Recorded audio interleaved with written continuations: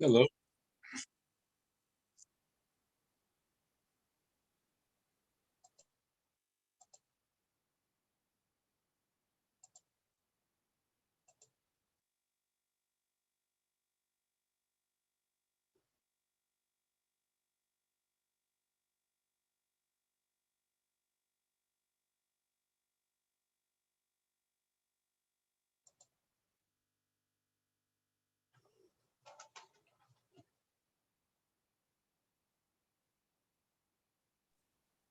Is my mic working? Yes. Okay. I'll show you.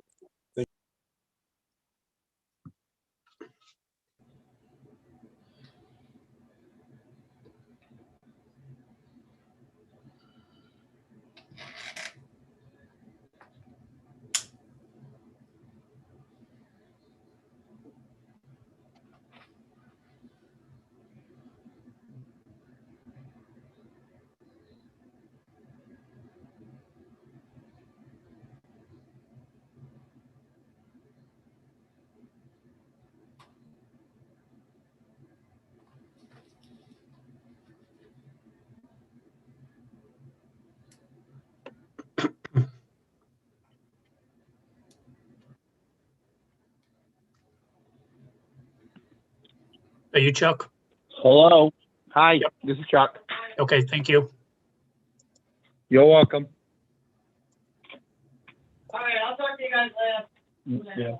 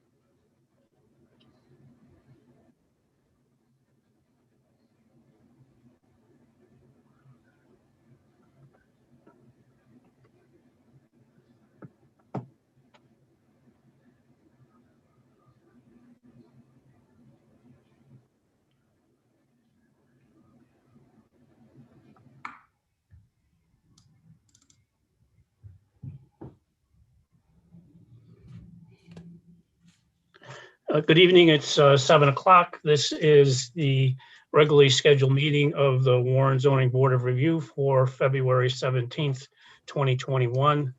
I will read the roll call. Mr. Renone is here. Mr. Nystrom is here. Mr. Ellis is here. Mr. Holby is here. Mr. Thibodeau is here. Mr. Nystrom, I already mentioned him, and Mr. Alves is here. You do have a quorum and you do have an alternate for the appeal. The regular agenda and meeting will be heard first. The Zoning Board of Review will be at the conclusion and adjournment of this meeting. Mr. Vice Chair, the next matter would be the approval of the minutes for both January 20th and January 27th, 2021. Very good. Do I have a motion on approval of the prior minutes? This is Mr. Rainone. I will move approval of both the normal meeting and the special meeting as circulated. So there is a motion. Is there a second? I'll second it. Barrett? Colby seconds it. Mr. Renone, Aye. Mr. Nystrom, Aye. Mr. Ellis, Aye. Mr. Holby, Aye. Mr. Thibodeau. Aye. Thank you. Old business application 20-56, Wayne M. Jensen, owner and applicant, 96 Canario Drive, plat map 15A, lot 185, request for a variance under section 3277 to construct a garage was less than the required side yard setbacks in the R10 zoning district. The applicant has requested a continuance to the March 17th meeting. Is there a motion to continue the application? I can make a motion to continue application I can second it. 2056. Motion by Mr. Holby and second by Mr. Thibodeau. Mr. Renone, Aye. Mr. Nystrom, Aye. Mr. Ellis, Aye. Mr. Holby, Aye. and Mr. Thibodeau. Aye. Application 20-32, Leslie Costa, applicant and owner, 290 Market Street, plat map 21, lots 83, request for a special use permit under section 32-166 to allow landscape business in a rural business zoning district. This matter had been continued from November 18th, 2020. I see that Mr. Cox is here, and in a conversation earlier today, I believe he is going to request that it be continued again. That is correct, Mr. Rowley. Thank you, members of the board. My apologies for having to continuously, again, we discovered an issue that we need to deal with, and we've been just debating the best means of addressing that issue. We've reached a conclusion now, and I have to have the surveyor go out to survey the back lot. I don't know what the weather will permit that, and that's been part of the issue as well. And then we'll come back before you. I fully understand and appreciate the fact that we've had a reconfiguration of the board a bit with the departure of the chair. So I fully anticipate we'll put on a full presentation when we come back. May I suggest we continue it not 1 month, but 2 months if that's possible, so that I have time to get the documents together for the planning board, go before them and come back before you.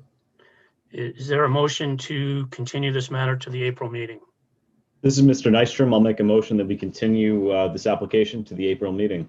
This Mr. is Nystrom Mr. makes a Renaud. motion. Is there a I'll second? second. Mr. Renaud makes a second. Mr. Renone, Aye. Mr. Nystrom, Aye. Mr. Ellis, Aye. Mr. Thibodeau, Aye. and Mr. Holby. A muted aye from Mr. Holby.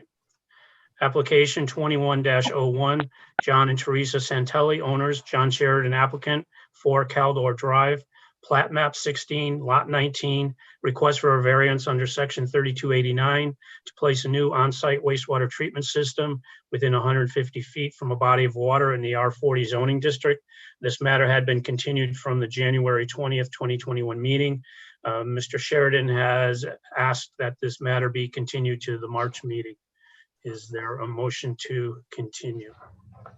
I'll make a motion to continue it. Holby makes the motion. Is there a second? This is Mr. Renaud. I'll second. Mr. Renaud makes a second. Mr. Nystrom, Aye. Mr. Renone, Aye. Mr. Thibodeau, Aye. Mr. Ellis, Aye. and Mr. Holby. Aye. Mr. Thibodeau, you have your hand up? Not on purpose. Okay, thank you. Error. Okay. Application 21-02, Nancy Palmer, owner, John Sheridan applicant, 2 Bayview Avenue, plat map 16, lot 150, request for a variance under section 32-77 to construct a 2-story addition with less than required front and side yard setbacks in an R10 residential village overlay zoning district. The applicant is asking that this matter be withdrawn without prejudice. Is there a motion? This is Mr. Nystrom. I'll move that application 21-02 be allowed to withdraw without prejudice. Is there a Mr. Renaud second? will second. Thank you. Mr. Nystrom, Aye. Mr. Renone, Aye. Mr. Thibodeau, Aye. Mr. Ellis, Aye. and Mr. Holby. Aye.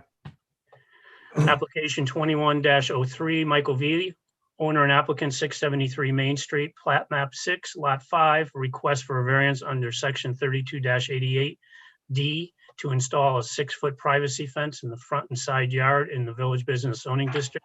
This matter was continued from January 20th, 2021. I see that the applicant is here. Bob, may I?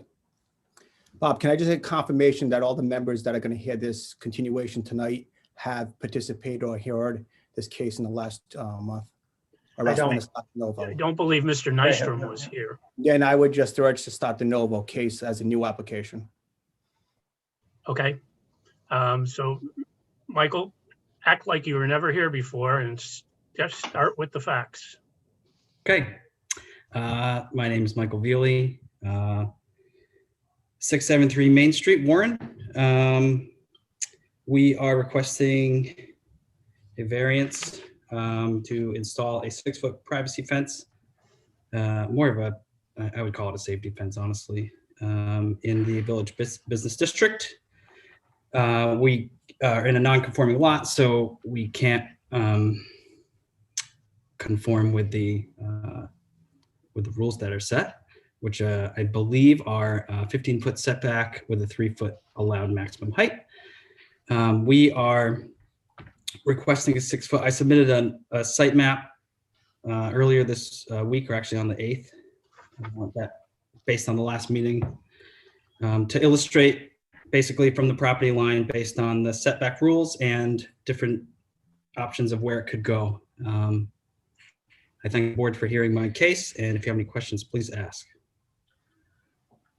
Thank you. This is the acting chair. I'll begin by just sort of going back over the material we've covered before.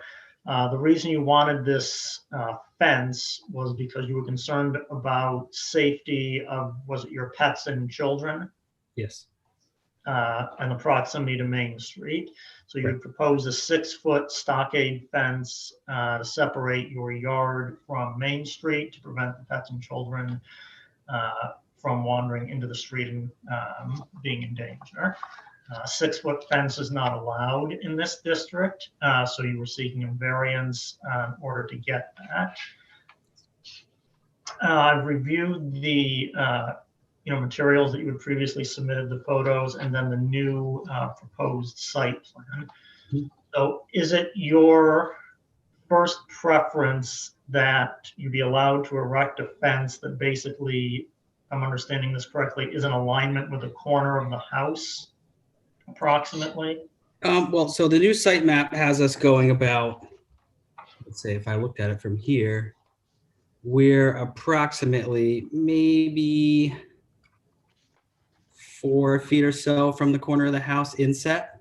I'm really trying to navigate the fact that there's some equipment on the side of the house based on electrical service, and there's a generator, and obviously exhaust for the furnace that's downstairs. But so so approximately 4 feet or so back from the corner of the house to accommodate existing utilities and other structures that are there is your preferred location for the fence. It is. That is approximately 18 feet from the property line. And your application, you're still seeking, you would like to have the 6-foot fence in that area. I would love to. Okay. For myself, I will say, are you open to considering, and this is something that we've done in the past, particularly along Main Street and some of the other primary streets, is that when an applicant wanted a fence that was taller than allowed, we have crafted a solution whereby a certain portion of the fence, say 4 feet, would be made of solid material. And then the additional height above that, in your case, 2 feet, could be made of lattice or pickets or spindles or something that would provide approximately 50% open area. I would consider it. Does that mean basically a 4-foot stockade with some sort of dressing on the top? That would be it. Yeah, it could be a 4-foot solid portion of the fence. You could have solid boards up to 4 feet. And then beyond that, whether it's, sort of, a crossed lattice at the top, or maybe a series of vertical spindles that are spaced some distance apart.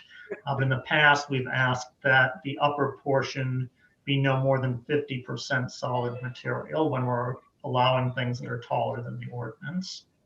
So essentially a 4-foot stockade with 2 feet of open material that can be seen through. Yes, that would be.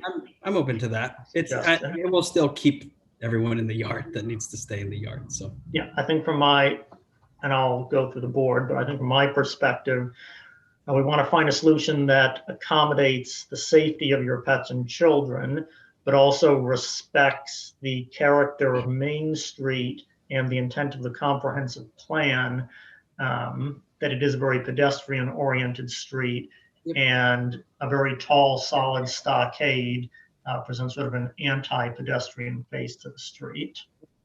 And may I add that I'm going to leave the current fence in front, so it still Yeah. maintains aesthetic. We That's will do fine. some landscaping with it back. So Right. it'll look nice, I promise. Barrett, do you have any points or questions? Well, the fence, it goes back, I've got this, how far back will the fence you're suggesting go back to the street? Will it start on the corner of the house or will it be blocking the front of the house still? It will not block the front of the house. It'll go behind the wrought iron fence, what's actually starts at the corner of the house. It'll go about 4.5 feet or so from there behind. So it'll be inset, basically behind the service wire that comes in from the side of the house. If I may, is it the green dashed line on the PDF that we received that says it is 18 feet back from the property line? Yeah, The preferred location, so street side of the window on the side of the house, but approximately 4 or 5 feet back from the corner of the house. from the corner, yes. I'm sorry, I'm not an architect. I did my best. I measured like crazy and like 0 degrees. It's quite descriptive, so more Okay. power to you. I would just ask with regard to the 18 feet that you've noted, I think it appears from the PDF that it's from the curb line of the street. I'm not sure, is that your actual property line or is your property line inboard of the sidewalk? Do you happen to know? I don't know. I got the map off of GIS, so I went from those measurements based on where the structure was located in relation to the property line. So I think that in terms of we get to crafting some sort of motion here, the setback distance from the so-called property line may be not as relevant if we're not sure whether it's on which side of the sidewalk, but more setting it this approximately 4 feet from the corner of the house that's being proposed. Yep. Barrett, did you have anything further? No, that was my main question. And I sort of agree with you, Andrew, that it's behind the corner of the house and lattice on top.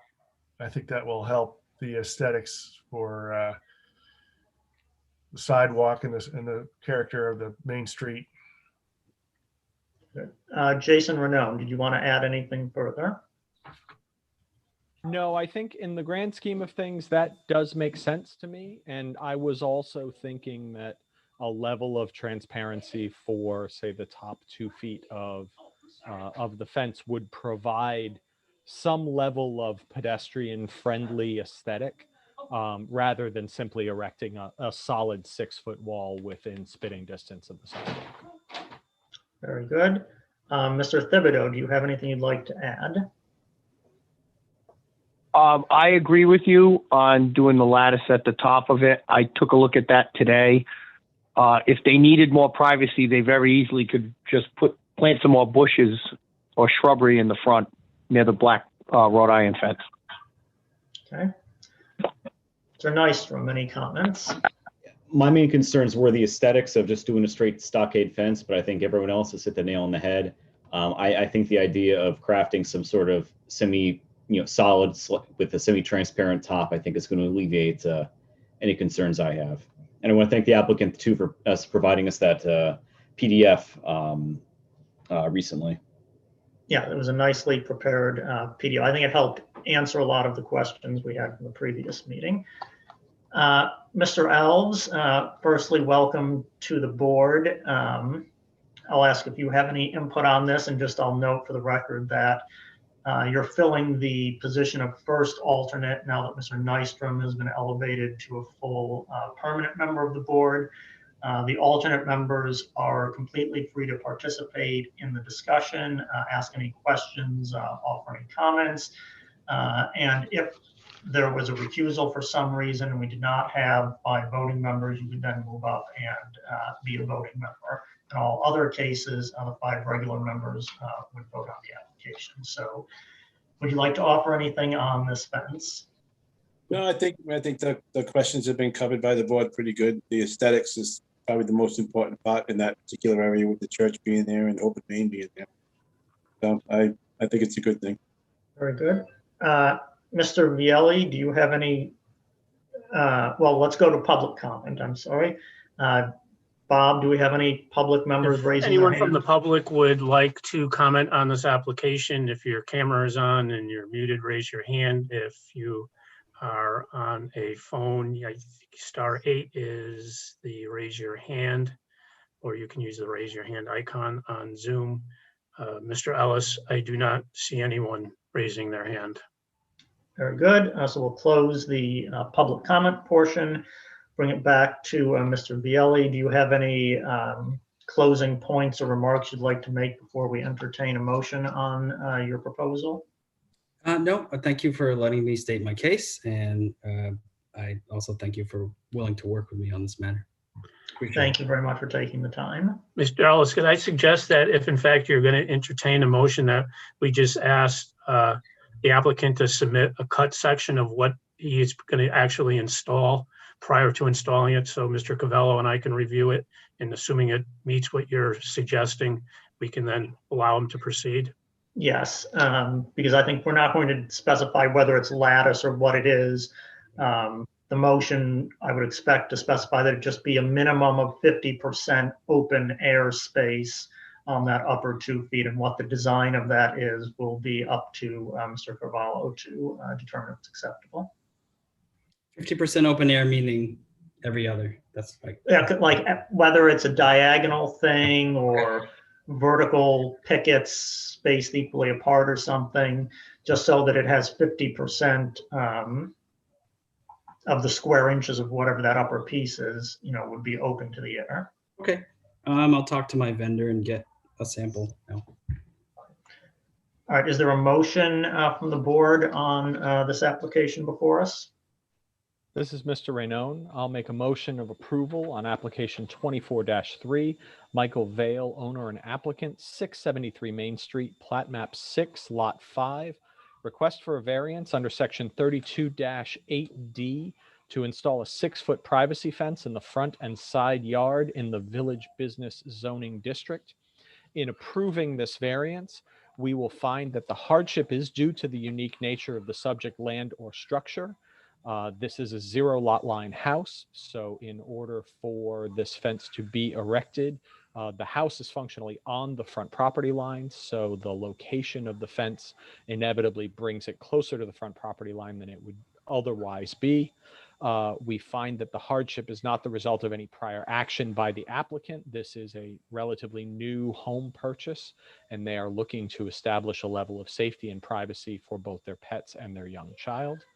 In granting this variance, we do find that it will not alter the general character of the surrounding area, and that the relief is the least amount necessary, in so much as the applicant has expressed a willingness to work with both the board and the town as far as the appearance and the location of this fence, so that it does not impose upon the pedestrian nature of Main Street in Warren.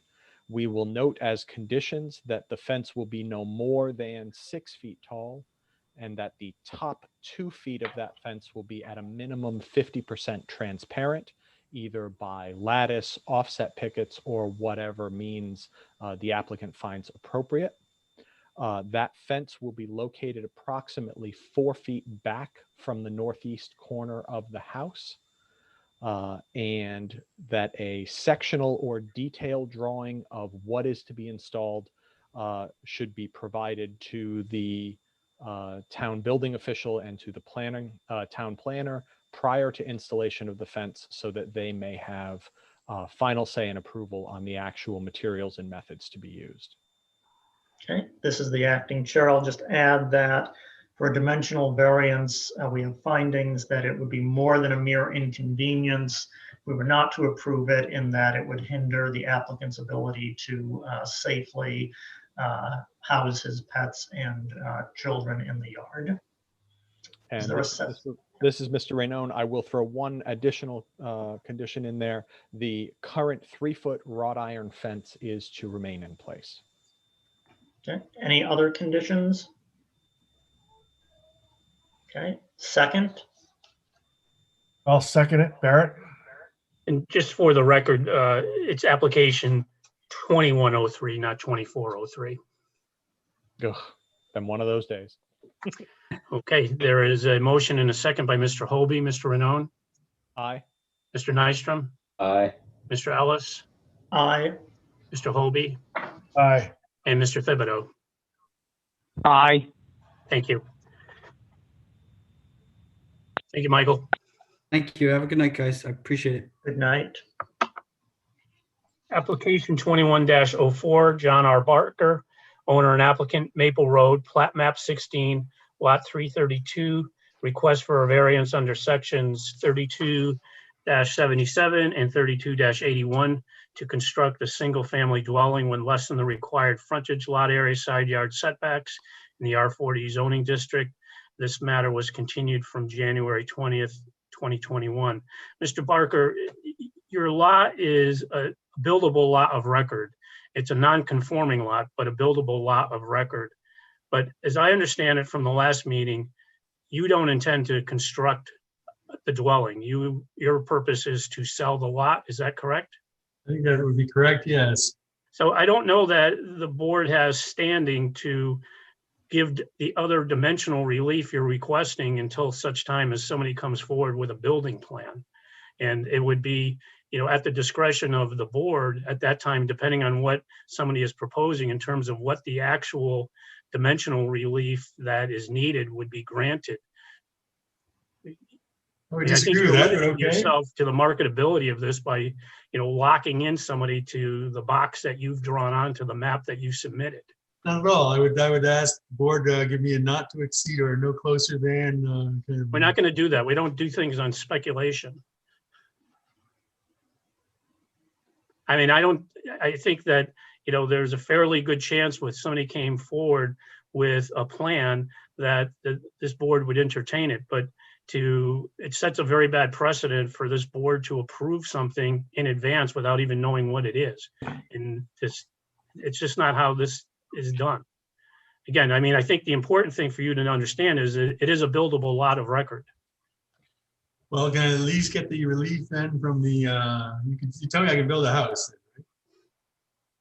You don't have the frontage that's required. I understand. We acknowledge that, Okay. and you're good on that. But at some point, whenever you sell it, whoever buys it is going to, need to whatever, they might want to locate the house closer to a line or farther back from a line. You don't know that. Doesn't need relief from the frontage. The Okay. frontage is not required because it's a substandard lot. Right. As long as there is frontage on the street, they can build a single family on there. Yep. This is the acting chair. I would also say that to be able to grant relief on something, this supposes that this is going to be a single family residence, and we don't necessarily know what's going to be built on that. Someone could decide they want to build a 2-family or one that has, an in-law apartment or something that would need a special use. So I don't think really have any information on which to base an approval to lock someone into what they have to build on this particular piece of property. I would say that I can't build a 2-family house anyway, can Can you do what? I? Are you suggesting that I could build a 2-family house? I'm suggesting someone could ask permission for something of that nature. Mr. Barker, this is the solicitor, as explained last month. It's the same answer. The same answer is you're asking questions, but the answers can't be given because it's not a real or actual proposal presented before the board. If there was a real proposal as to exactly what you plan on building, and then we can measure exactly what was needed, what type of relief, and then it'll be appropriate for this board to listen to that. Otherwise, I will advise this board one more time that we cannot give a blank variance for something that unknown structure. Well, I mean, the structure would be otherwise compliant, other than it's going to be a little too close to the side yard. No, but we don't know. We don't have a building plan. We just have a box on your site plan. And quite frankly, looking at the newest site plan, if you rotate the box 90 degrees, you don't need any relief. So you may have a difficult time proving that this is the least amount of relief necessary if it was even something we could consider. Mr. Barker, in addition, if you push this board to listen to this, whether or not I allow this board to listen to this application, if they deny it, you are prohibited from coming back for a period of 1 year with the same application. So I just keep that in understand. mind. Mr. Barker, you could also sell it subject to, if you just wanted to sell the lot. All right. Easiest thing to do. Well, what are you recommending then, Bob? Again, I think the good news is it's a buildable lot, so you can go ahead and market it. And, again, depending on who buys it and what they want to put up, they can come before this board, as Mr. Hobie suggested, and we see this quite often, that sale can be contingent on the purchaser receiving all the necessary dimensional relief that they need from the zoning board. All right. So you're recommending that I withdraw the application, or what are you recommending exactly? I would say withdraw without, and ask the board to withdraw it without prejudice. All right. So go for it. Yeah. All right. So I'm assuming that was a request. Does someone want to make a motion to accept that withdrawal without prejudice? I can make that motion for Mr. Barker. Mr. Hobie makes the motion. Is there a second? This is Mr. Renaud, and I'll second. Second by Chuck. Several seconds. Mr. Nystrom, Aye. Mr. Ellis, Aye. Mr. Renaud, Aye. Mr. Hobie, Aye. and Mr. Thibodeau. Aye. Okay. Thank you, Mr. Barker. All right. Thank you, everybody. Under new business, application 21-09, Joan P. B., Coltrane owner, and Timothy White applicant, 1 Stonegate, plat map 16, lot 337, request for a variance under section 32-88C to construct a tractor parking port to an accessory structure less than 10 feet from the property line in the R40 zoning district. I see that Mr. White is here.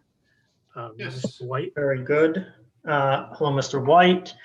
Can you give us an overview of what it is you'd like to do and why you feel relief is necessary in order to accomplish what it is you're hoping to put here, and just describe sort of the existing conditions and how you're adding on to this accessory structure, please?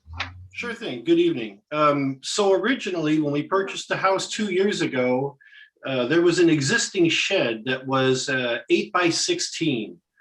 And what I've done is tried to enlarge the shed by exactly twice the footprint and then add a little tractor portion. We decided to start mowing our own lawn. So, back by this storage shed would be the perfect spot to put the lawn tractor, the sensible spot.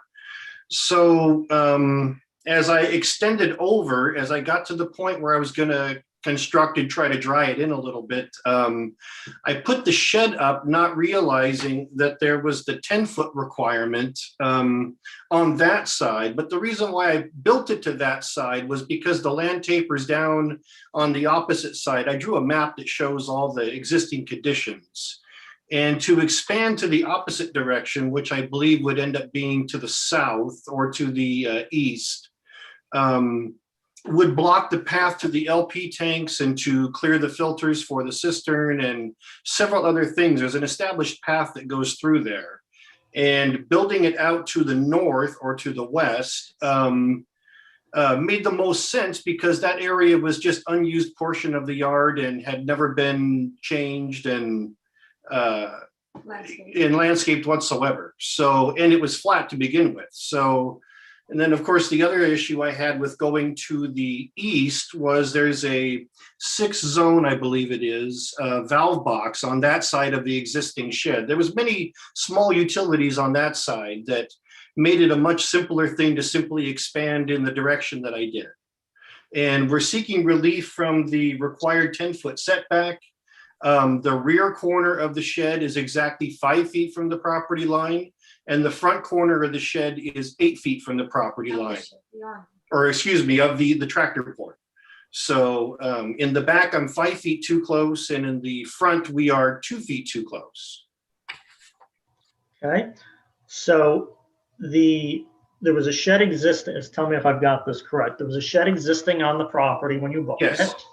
Yes. And since you purchased it, you've increased the size of that shed. Yes. Okay, and now you want to put another addition on this to have the tractor parking area attached. Yes, as part of the same enlargement of the shed while I'm working on it, materials and tools are back there, yes. Okay. So the extension to the shed has not been built yet, is that correct? The shed has doubled in size, the footprint, I have a building permit on that. So the shed is already built, but hasn't been finalized or inspected. I don't have any power to it yet or anything like that. It got cold. And then when I started to construct the tractor port, which kind of meshes into the roof line, that's when I was informed that I needed the variance and that we were too close to the line. But your original intent was that the shed expansion and the building of the tractor port would essentially be part of the same effort to Yes. clean up the shed. Yes. Okay. And provide a place to park the tractor. Yeah, I think this is the acting chair. I think where Mr. Nystrom or Mr. Ranone may be going, one of the standards that we have to prove or have findings of fact is that the hardship you're seeking relief from, meaning the distance off the property line, was not caused by prior action that you have taken. So if there was no shed on this property, you came along and built a shed, and then now you want to extend the shed, well, because you already placed the shed close to the property line, now it's a problem. I think we can look at this as the tractor port and the shed extension are part of the same construction project. So it's not, in my opinion, not necessarily caused by your prior action. The existing shed was already there, as well as the utility valve boxes and things Correct. cited. So I think this could be framed in such a way that the existing conditions are limiting where you can make this enlargement of the shed and tractor port. Correct. Okay. I will go through the board and see what sort of feedback we have. Mr. Holby, any opinion on this? I visited the site this afternoon, and the existing shed was already there. Mr. White has expanded it and then has put the tractor garage there. I would say that he's done a survey and he's come up with the 2 feet request and the 5 feet in the back. The tractor part is open. I also noticed that there's 4 properties that come right into that corner. And in each corner, the property to the south has a shed that abuts the fence, a 6-foot fence from that neighbor.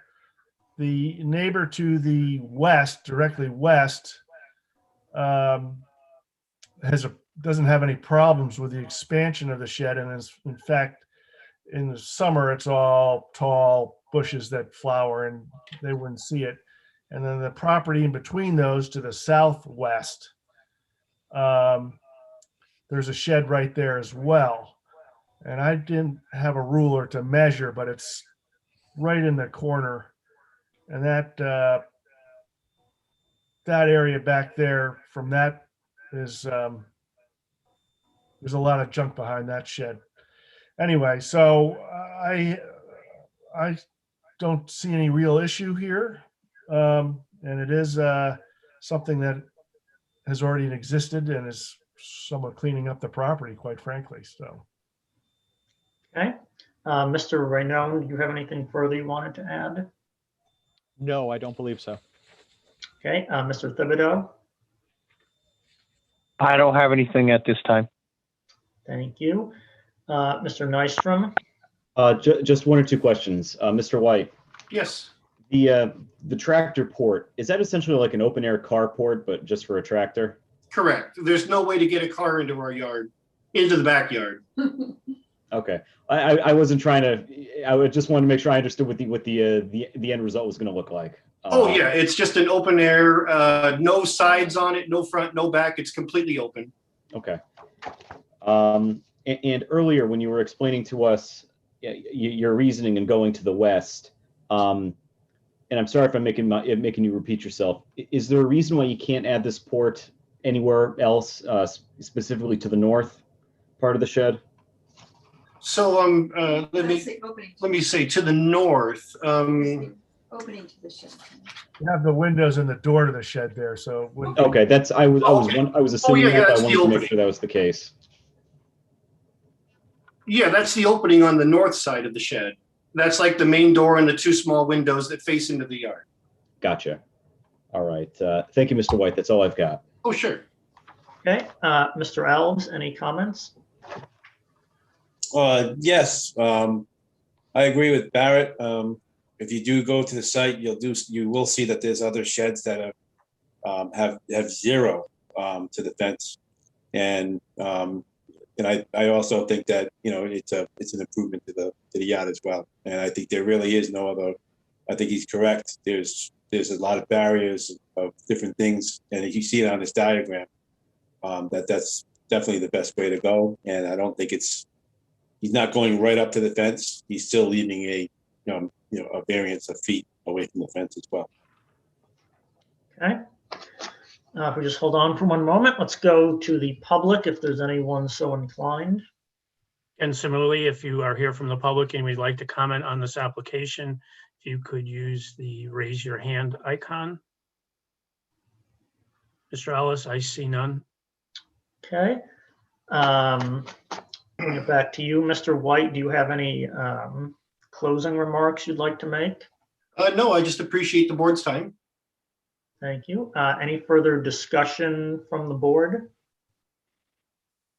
Hearing none, would someone from the board like to make a motion on this application? I can make a motion.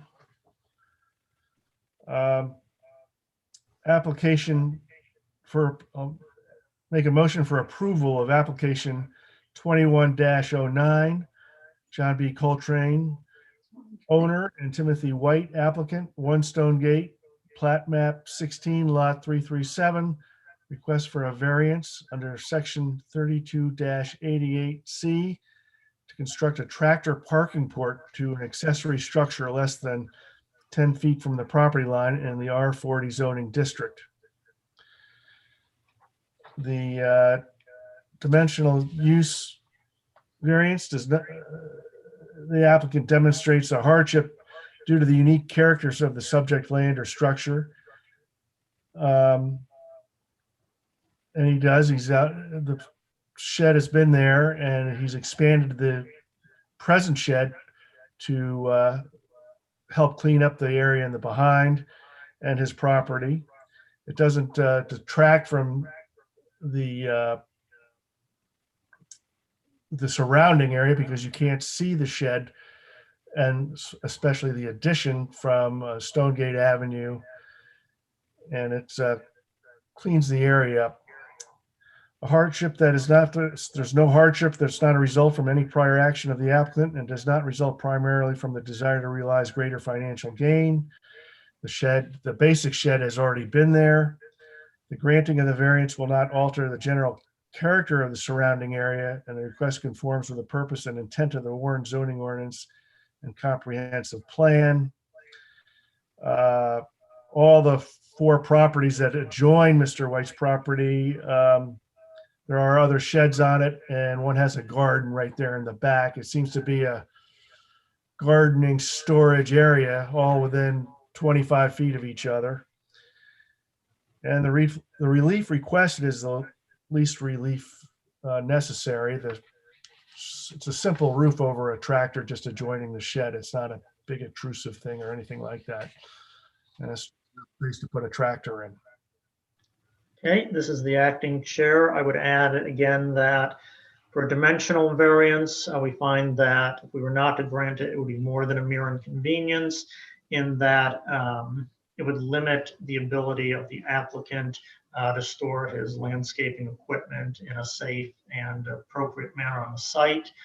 I would also note that the setbacks being approved will be those in the application submitted, being that the northwest corner of the parking port structure is 8 feet from the property line, and the southwest corner is 5 feet from the property line, where 10 feet was required. Are there any other conditions to this motion? Is there a second? This is Mr. Renaud, and I'll second. All right, so there has been a motion made by Mr. Hobie, augmented by Mr. Ellis, seconded by Mr. Renaud. Mr. Nystrom, Aye. Mr. Ellis, Aye. Mr. Thibodeau, Aye. Mr. Hobie, Aye. Mr. Renaud. Aye. Thank you very much. Mr. White, you can mow your lawn. Great. I really appreciate your time and consideration. Thank you very much. Application 21-10, David Stewart, owner, East Town Coffee Company LLC, applicant 147 Water Street, 1N, plat map 2, lot 29D, request for a special use permit under section 32-51 to allow coffee, tea, and ice cream cafe in the village business zoning district. Is there someone here on this application? Yep, that's me, Ryan Resendes. Okay, Ryan, if you could just state your name and address in relationship to this application, please. Yeah, Ryan Resendes, 147 Water Street with East Town LLC. Okay, and if you would just share with the board what it is you want to do. Sure. So for those of you who are not familiar with the building, it's a 5-unit building that has been broken up into condominiums. So the bottom floor, it's mixed use. So the bottom 2 floors facing Water Street are zoned commercial right now. Coastal Living Design, David Stewart is in this property. And next door on the next unit, it is empty. There's 2 personal units, residential units above this, and then another one on the 3rd floor. And so our plan would be to come in and put a small coffee shop in one of the units, 1N, and it's about 800 square feet. We're not planning on putting in any hoods to do any, restaurant cooking, if you will, pastries, things that can be wholesaled and brought in. Obviously you can see this toaster, bagels, muffins, things like that. Just a small coffee shop to add to the street. Thank you. Mr. Ellis? Okay, very good. Thank you. So the coffee shop, you believe this is a use that's compatible with the area? Can you just speak to, how do you think the town will benefit from the introduction of the coffee shop here? Sure. So on Water Street, obviously we know it is, there's a lot going on down here. Having a coffee shop all the way at one end. One thing that the street does not have is ice cream, which is part of the plan as well. So it's, to be in a small space without having, a ton of volume to support it, you'd have to have a lot of different things to bring to the table. So obviously coffee and tea being one, but bringing in local ice cream makers that can wholesale to us, where you can come in and buy a tricycle ice cream and ice cream sandwiches and things that you can take and go with you, because obviously the space is small. It's a very pedestrian friendly street, as we know. And so it's just an option for people to come in, grab those quick grab items and take them with them on their walk as they, enjoy the rest of the street in the area. And it looks like the sign you're proposing is well within the limits required in the ordinance. You're not seeking any relief on the sign, is that correct? Yeah, I think that sign is also, is the largest sign that is allowable, which is basically, we just went for that. I mean, ultimately, if it doesn't look right on the building, it won't go up that big. It'll be something smaller than that, but that's certainly no bigger than what you see there, correct?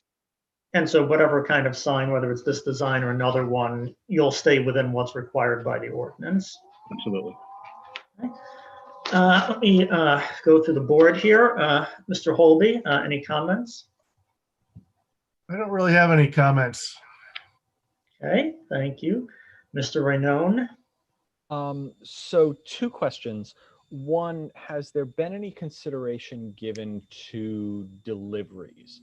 I live in this area, and I know every time Amazon decides to deliver a package on Water Street, traffic backs up for a mile and a half. Is there any expectation of having large trucks or delivery vans at peak times dropping things off? Is there a back door for deliveries? Would everything be coming through the front door? Has that been considered? Yep, there is a back door. There is a back entrance. Forgive me off the top of my head, I don't know the side street that runs. So this house is on a corner of Water Street. Water This Street runs perpendicular to it. And there's a back entrance here for that sort of thing. However, I mean, with volume being a lot smaller than, full service type restaurant, those big giant deliveries certainly wouldn't be happening here. A lot of times early morning deliveries are what would happen for something like this, where if we have that bakeries bringing us things, that generally happens, let's say before 8 a.m. so that we can be open with the products that we need. But the expectation would still be that those deliveries would come through the back door. They would not necessarily be coming through the front. Exactly right. And in the front entrance to this building, as you can see in one of the drawings, I mean, there's a double door, all glass in the front. It really doesn't, it's not suitable for that type of delivery anyway. So this would certainly be something that would be coming in the back area. Gotcha. And from a trash management standpoint, is there a dumpster on site? Would this be sort of a residential level of trash? Would it simply be going out with the normal trash for the rest of the building? Exactly right. That's our anticipation. Okay. Okay, Mr. Thibodeau? I have no comments at this time. Okay, Mr. Nystrom? I do have just a few. This kind of piggybacks off Mr. Renone's regarding traffic levels. To the applicant, it sounds like you're going to be relying primarily on foot traffic. Is that fair to say? Primarily on foot traffic? Yes. Yes. Okay. Yes. The only concern is parking is already tight down there. And a lot of the businesses, for example, the Square Peg and some of the other places, you get a lot of out-of-towners coming in, from Barrington and Bristol, which is great that they come into the town and support our businesses. My one concern is, presuming your business is a success, we all hope it will be or would be. I'm concerned about just increasing the already tight traffic levels and parking over there. Do you have any idea what the average customer flow would be in your business at any given time? How many people could be inside at one time?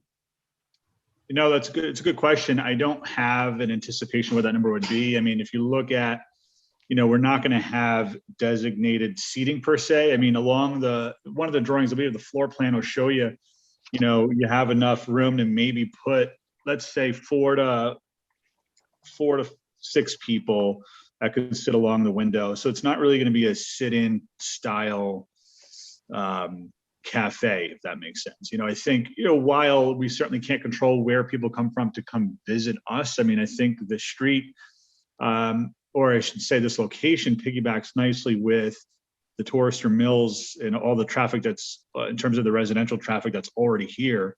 That's really what it's designed for, is to sort of fulfill a demand that we feel like is here.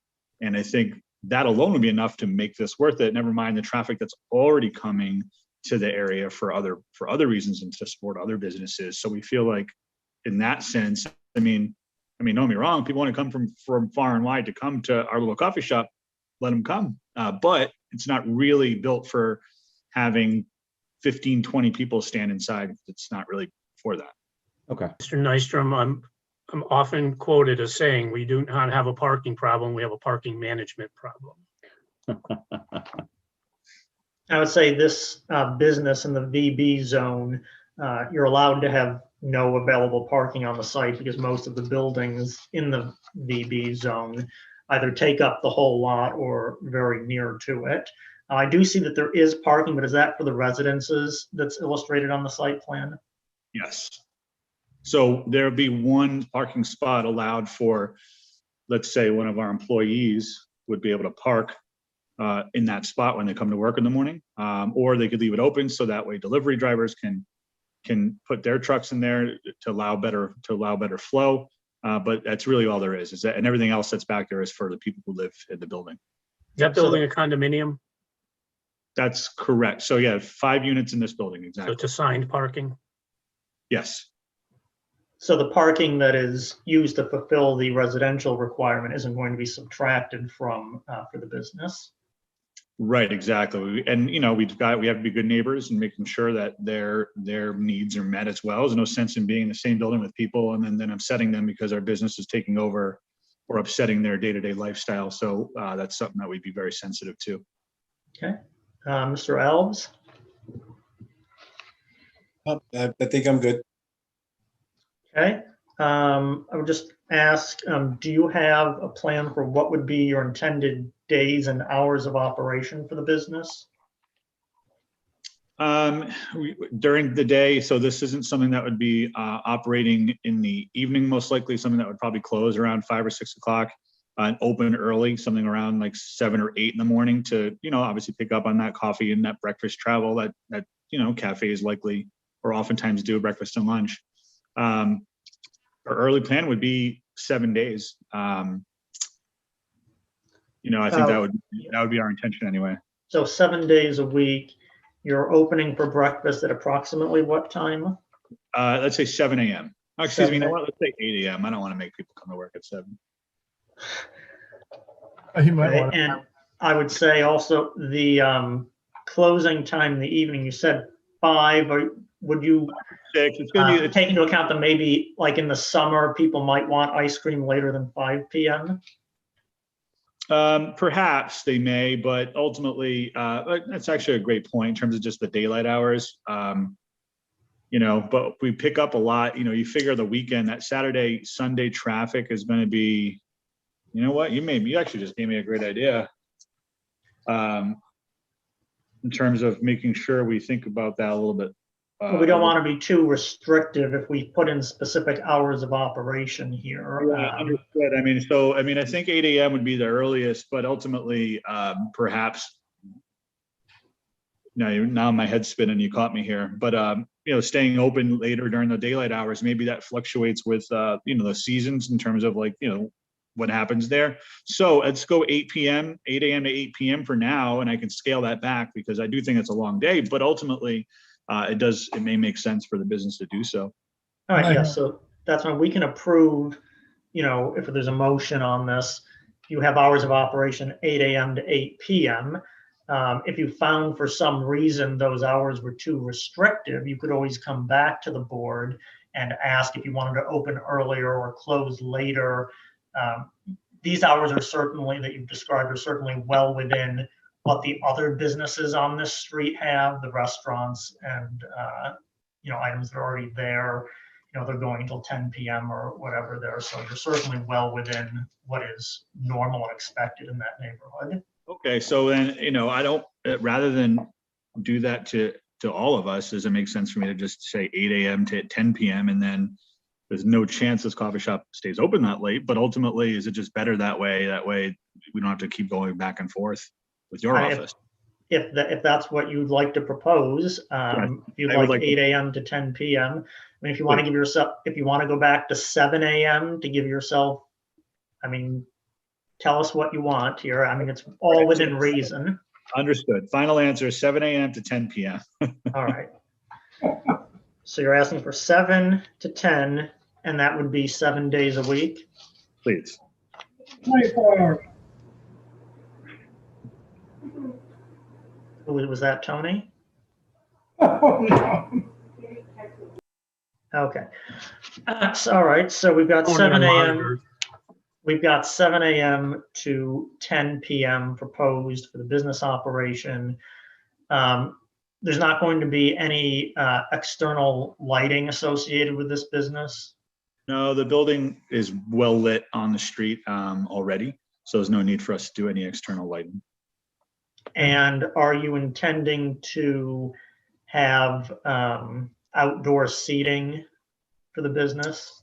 I believe that is something that we will have to come back to you guys for, because obviously we didn't put it in this one here, but there is frontage here on the sidewalk, and we'd like to put, let's say, 3 or 4, tables out there. Whatever we can fit within your rules is what we'd like to put out there. But I think my understanding is that I have to come back to do that if I'm correct. Bob, do we have a current policy on what we can do with outdoor seating? Yeah, I mean, right now, under one of the governor's 13 or 14 executive orders, the town can allow an expansion of existing licenses for outdoor dining. You still have to meet the requirements for ADA compliance in terms of adequate distance for people to get through. You would need to submit a plan to my office, and then the fire chief, the police chief, and I would review it and approve it or not approve it. And then your license with the town clerk would have that attached to it. Okay, understood. So Mr. Resendes, so the outdoor seating, we really won't be approving or disapproving outdoor seating. It would be a separate piece that you can discuss with the planner, building inspector, and fire department. Okay. Did we go to public comment? If not, let's go. No, and then I know there are some neighbors that are here. Okay. They would like to comment or not. I don't know, and I don't want to put them on the spot, so I'll give them a minute to collect their thoughts or put their cameras on or ask questions either through chat or raise their hand. I think you people know who you are. Going once, going twice. It does not appear that they would like to speak, Mr. Ellis. All right, very well. Mr. Resendes, do you have any other sort of closing remarks on this application? I don't. Thank you. Anyone else from the board have any further discussion to review the proposed times or conditions of the application? Don't hear anything? I would. Yes. I'd like to just make a recommendation to him that he really do take a look at that outside seating with COVID restrictions, not knowing where they're going to be coming from. So that would be, a recommendation to just make sure he probably keep that in his mind to do that, and just keep in mind the restrictions on the interior of the property for restaurants and code restrictions of seating with that, with that bench seating was probably going to have partitions of some kind of partition there as well. And hopefully by the time people are ready for ice cream, maybe our restriction level will be somewhat diminished from the way it is presently. Fingers crossed. Yes. Not hearing any other discussion. Was someone on the board prepared to make a motion on this application? This is Mr. Rainone. I can move approval on application 21-10. David Stewart, owner, and Easttown Coffee Company LLC applicant, 147 Water Street, Unit 1N, Plat Map 2, Lot 29D, request for a special use permit under Section 32-51 to allow a coffee, tea, and ice cream cafe in the Village Business Zoning District. In approving the special use permit, we find that it is compatible with the neighboring land use and that it will not create a nuisance or a hazard in the neighborhood. This is an existing venue that will be converted into a retail beverage and ice cream venue. It is primarily pedestrian oriented to serve the walking nature of the surrounding area and the residences associated with the surrounding neighborhoods and with tourist or mills.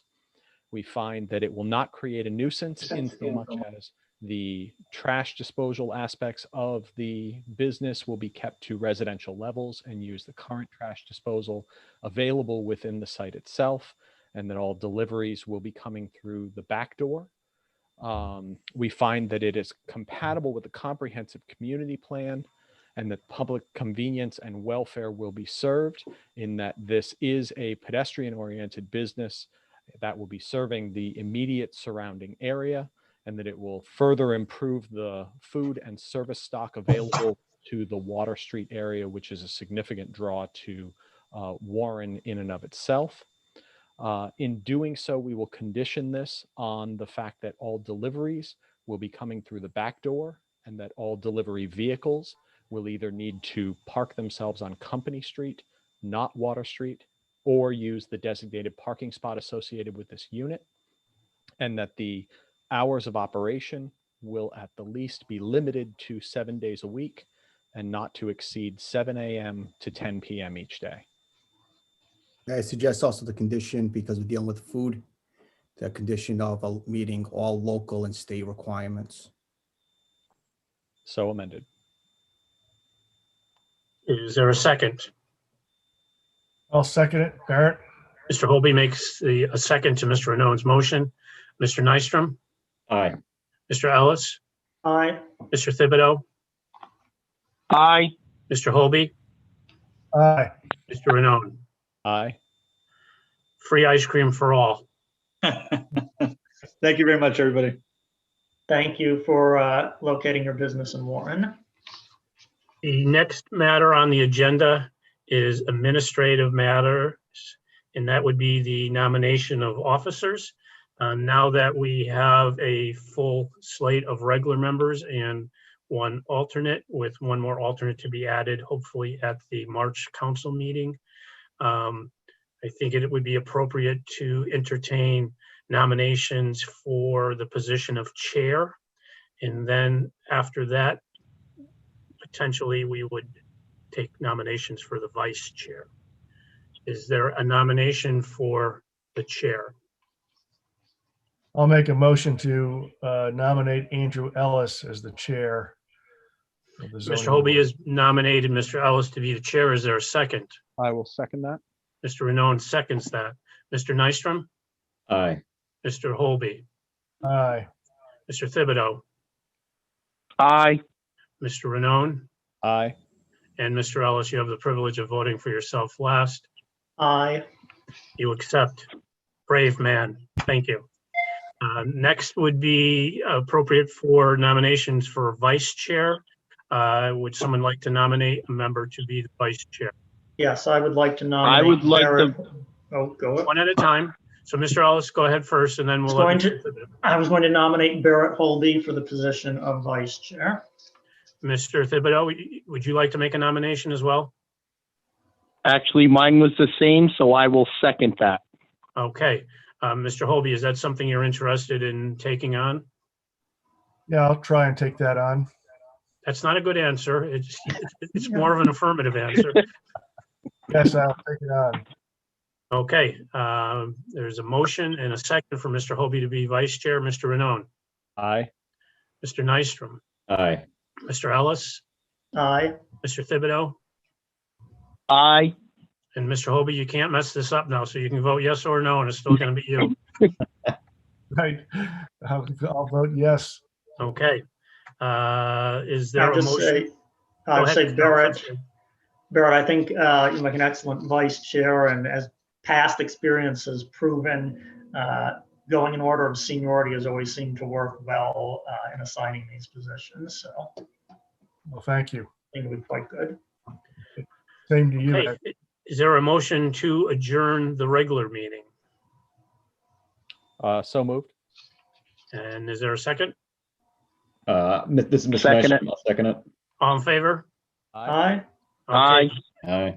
This meeting is adjourned. We will now move to the Warren Building Code Board of Appeals. This is the February 17th, 2021 meeting. I will do the roll call. Mr. Renone, Here. Mr. Nystrom, Still here. Mr. Ellis, Present. Mr. Holby. Here. I think Mr. Thibodeau is asked to recuse himself from this. Is that correct, Mr. Thibodeau? Yes, that is correct. All right, thank Yes, you. I am recusing myself. All right, I'm going to mute you, and Mr. Alves, you will take Mr. Thibodeau's position as a member of the board. Okay. Congratulations, your first meeting and your first active vote. Excellent. There we go. So the sole matter before you tonight is application 21-01 BCA, Christopher J. Blank, owner and applicant, 65 Long Lane, plat map 10, lot 5, appealing the decision of the Town of Warren building official to require A, a demolition permit, B, a soil erosion permit, C, a permit for a new single-family dwelling, D, the removal of a stop work order dated 12/24/20 in the R40 zoning district. Mr. Solicitor, can the town, prior to discussing this, enter in 4 photographs as exhibits 1 through 4? No, I would do it during the presentation. So basically, the conduct of the hearing is, what I would recommend is, the first one is oral arguments of presentation by Mr. Christopher Blank. The second one is oral argument presentation by Mr. Tony Carvalho. Bob, and at that point, depending on who's presenting these documents, that's the appropriate time, whoever's speaking. All right, so when Mr. Cavallo speaks, we'll enter those photos as exhibits. And then there's a rebuttal by Mr. Blank. Finally, the board may ask questions throughout this whole oral arguments and presentations. Then we're going to ask for a motion to close the hearing. There'll be deliberation amongst the members of this board. Don't forget to vote on an appeal as 3 out of 5. This is a public meeting. However, there's no public comment allowed. In terms of the standard that the board is to look at and use to formulate their decision, it's number 1 is there a violation of constitutional or statutory provisions? Number 2, is it in excess of the statutory authority of the agency? Number 3, was the decision made upon an unlawful procedure? Number 4, was the decision affected by other error or law? Number 5, clearly erroneous in view of reliable, probative, and substantial evidence of the whole record? Or the last one is arbitrary or capricious or characterized by abuse of discretion or clearly unwarranted exercise of discretion. So those 6 standards are the standards that to be used when they're determining the decision by this board. Just one more comment that I will make. I have reviewed One of those again, I'm sorry. I'm sorry? Could you give us the third one down on that list again? Yes. That was the only one I It's missed. made upon unlawful procedure. Okay. So constitutional statutory is number 1. Excess of statutory authority, number 2. Number 3, made upon unlawful procedure. Number 4, affected by error or law. Number 5, clearly erroneous in view of reliable, probative, and substantial evidence in the whole record. Or number 6 is basically abuse of discretion or clearly unwarranted exercise of discretion. Now, I'd just like to make one point as legal counsels for the town of Warren. I did look at some of the paperwork in terms of the application that was submitted, and legally speaking, cases referred to in the district or jurisdiction of California, Washington, have no bearing on what happens here in the state of Rhode Island. I will recommend looking at the local code, the statutes, all the way up to the First Circuit Court of Appeals. Cases referenced from California, Washington, in my legal opinion, have no bearing on what happens here tonight. With that, the board will finally make a decision, one of 3 options. It will reverse the decision of the building official. The second option is affirm wholly or partly, and the third one is to modify the order or decision. Thank you. Thank you, Ben. Blank, the floor is yours.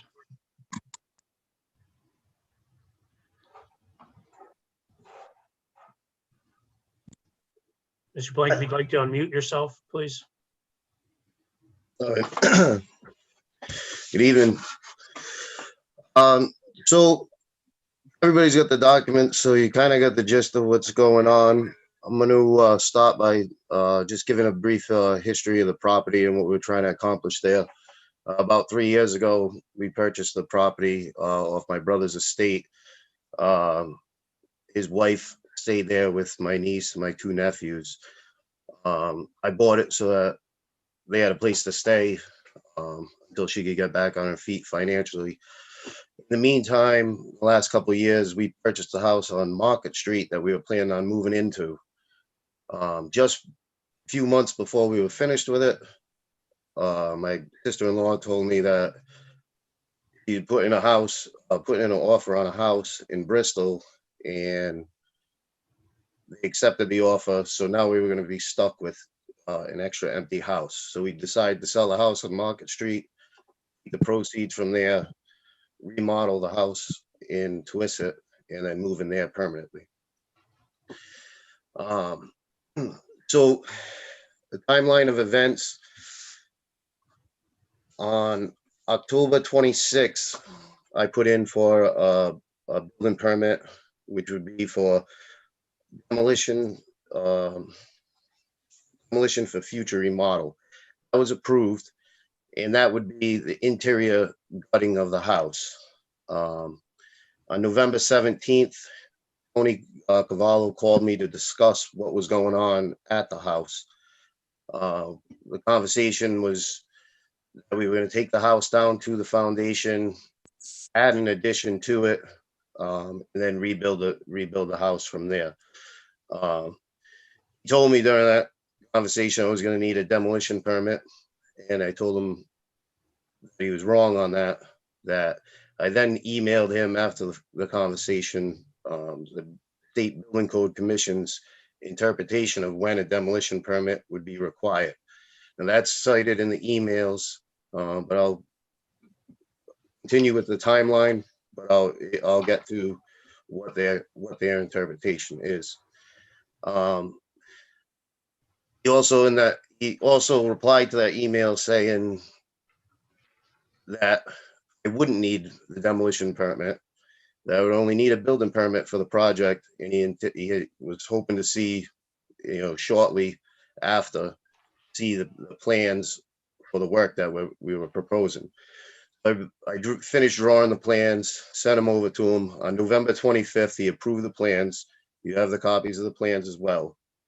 On December 1st, he performed a site visit. He was just driving by. It wasn't requested. We had the hole dug for the addition. We had half of the house down at that point. We were fighting the weather because it was getting into December, so we wanted to get the foundation in as soon as possible.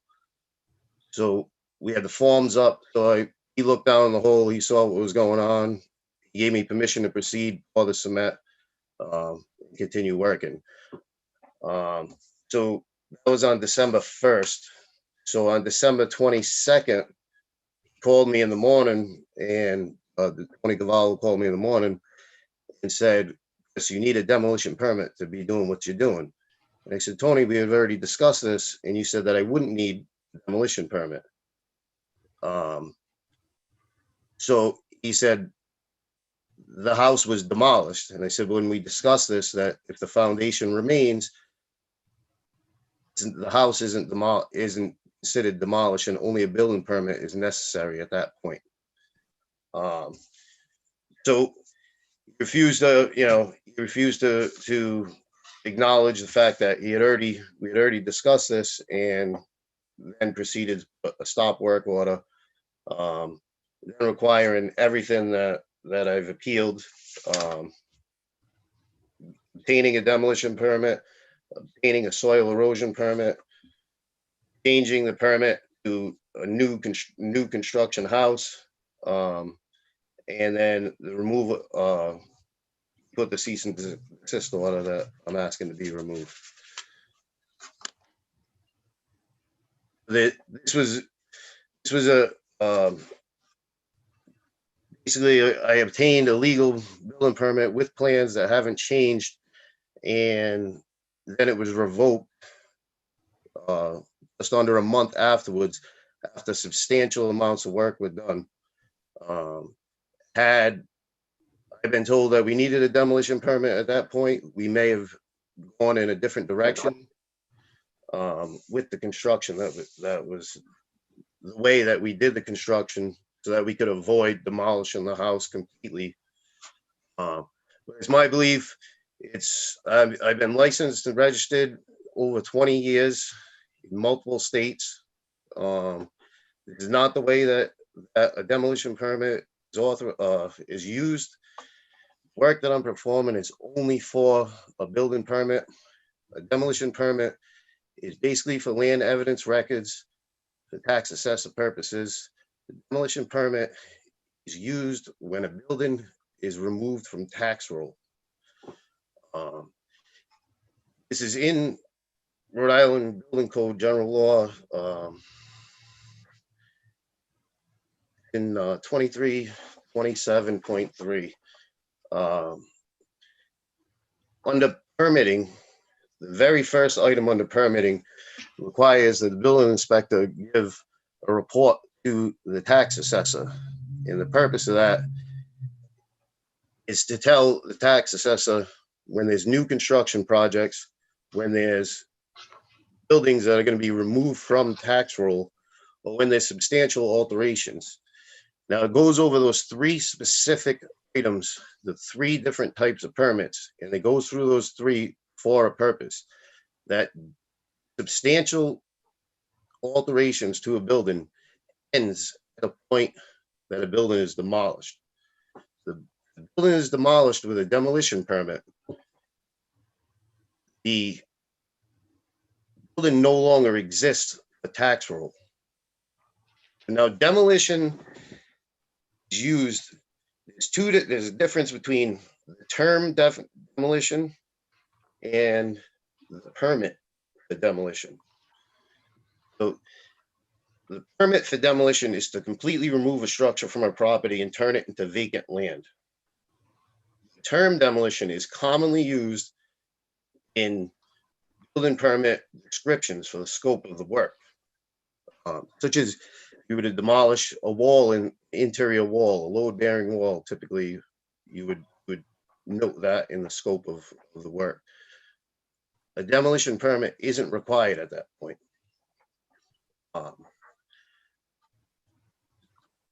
Further, clarifying the intent of code itself, of the way that it's written for demolition permits. The Building Code Commission has an application for demolition, and it clarifies their interpretation, which is the opposite of what Tony sees his interpretation of the code being. Specifically says on their application, and this is the Building Code Commission oversees Rhode Island State Building Code. They write it, they modify it, they update it annually or as necessary, as needed. Theirs specifically states that if the foundation remains on a building during construction, only a building permit is required and not a demolition. A demolition permit is only required, it states, when there is nothing left but land. Foundation has been removed, the site's been filled, and it's been graded to adjacent conditions so that it doesn't create any kind of watershed issues to the nearby properties. So that alone, it's clarifying. These are the people that the Building Code Commissioner, the commissioners there all agree with this, that they've put out their own public statement, documented. It's available on their website. It was cited in an email that was when Mr. Cavallo sent an email to Mr. Ducharme, the Building Code Commissioner.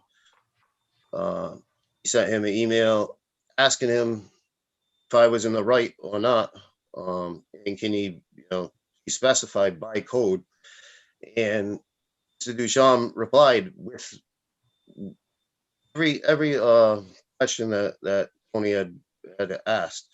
There's a few different questions, whether or not we needed asbestos removal, and he gave him the answer for that. It's in the email. That he can enforce any government procedure that's applicable to, if he feels that asbestos may be found on this project, he can require that asbestos abatement or asbestos testing be done. He asked him about whether or not it should be a demolition permit, and he said that the way that they handle it is that they wouldn't call that demolition for the permit. They would use the term selective demolition under a building permit, but not a demolition permit. So right in that email, the commissioner was replying to Mr. Cavallo, and what Mr. Cavallo did was the exact opposite of what Mr. Ducharme advised him on how to operate. Are you done, Mr. Blank? I'm just going through a few notes here just to make sure that I covered some ground.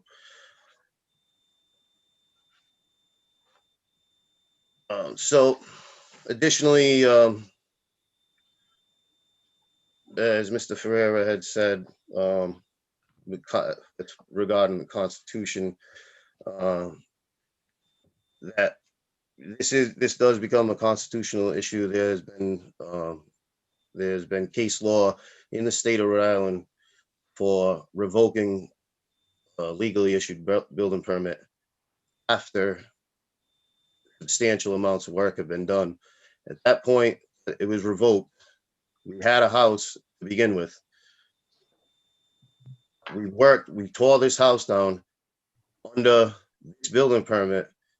It's an enormous investment of ours. And now we no longer have a house nor a building permit to be able to continue to build this house. So additionally, we have consistency with prior decisions of the building department and the zoning board itself. Now it's easy, Warren has a real easy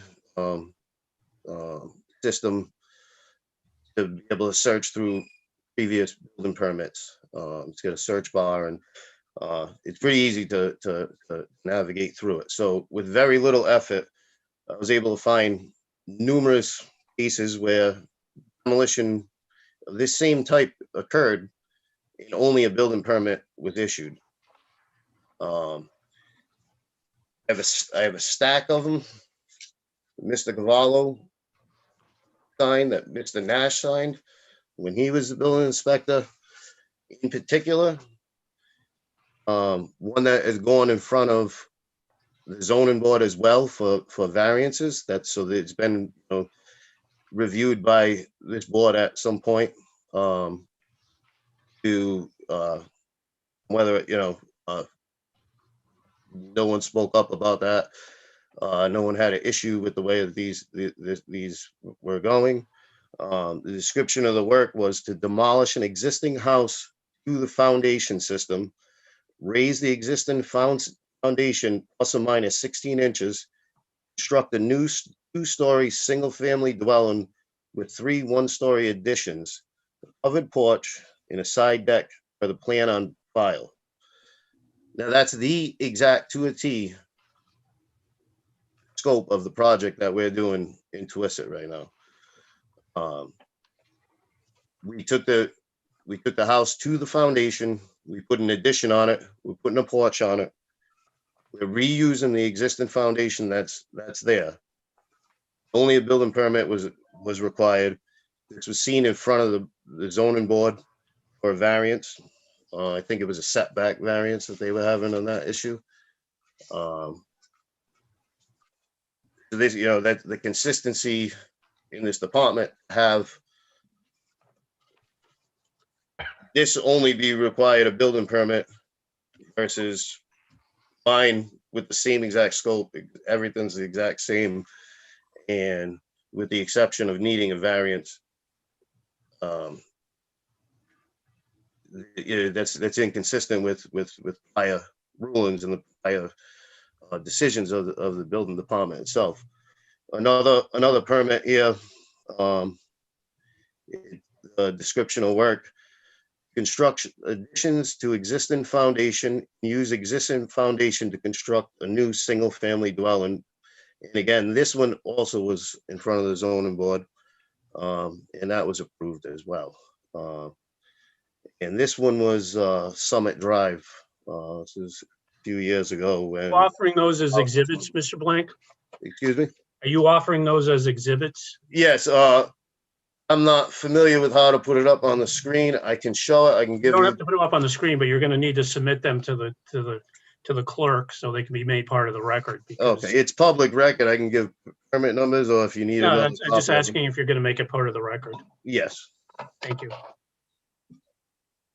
At this point, with the presidents there, I'll also submit the Rhode Island Supreme Court ruling case.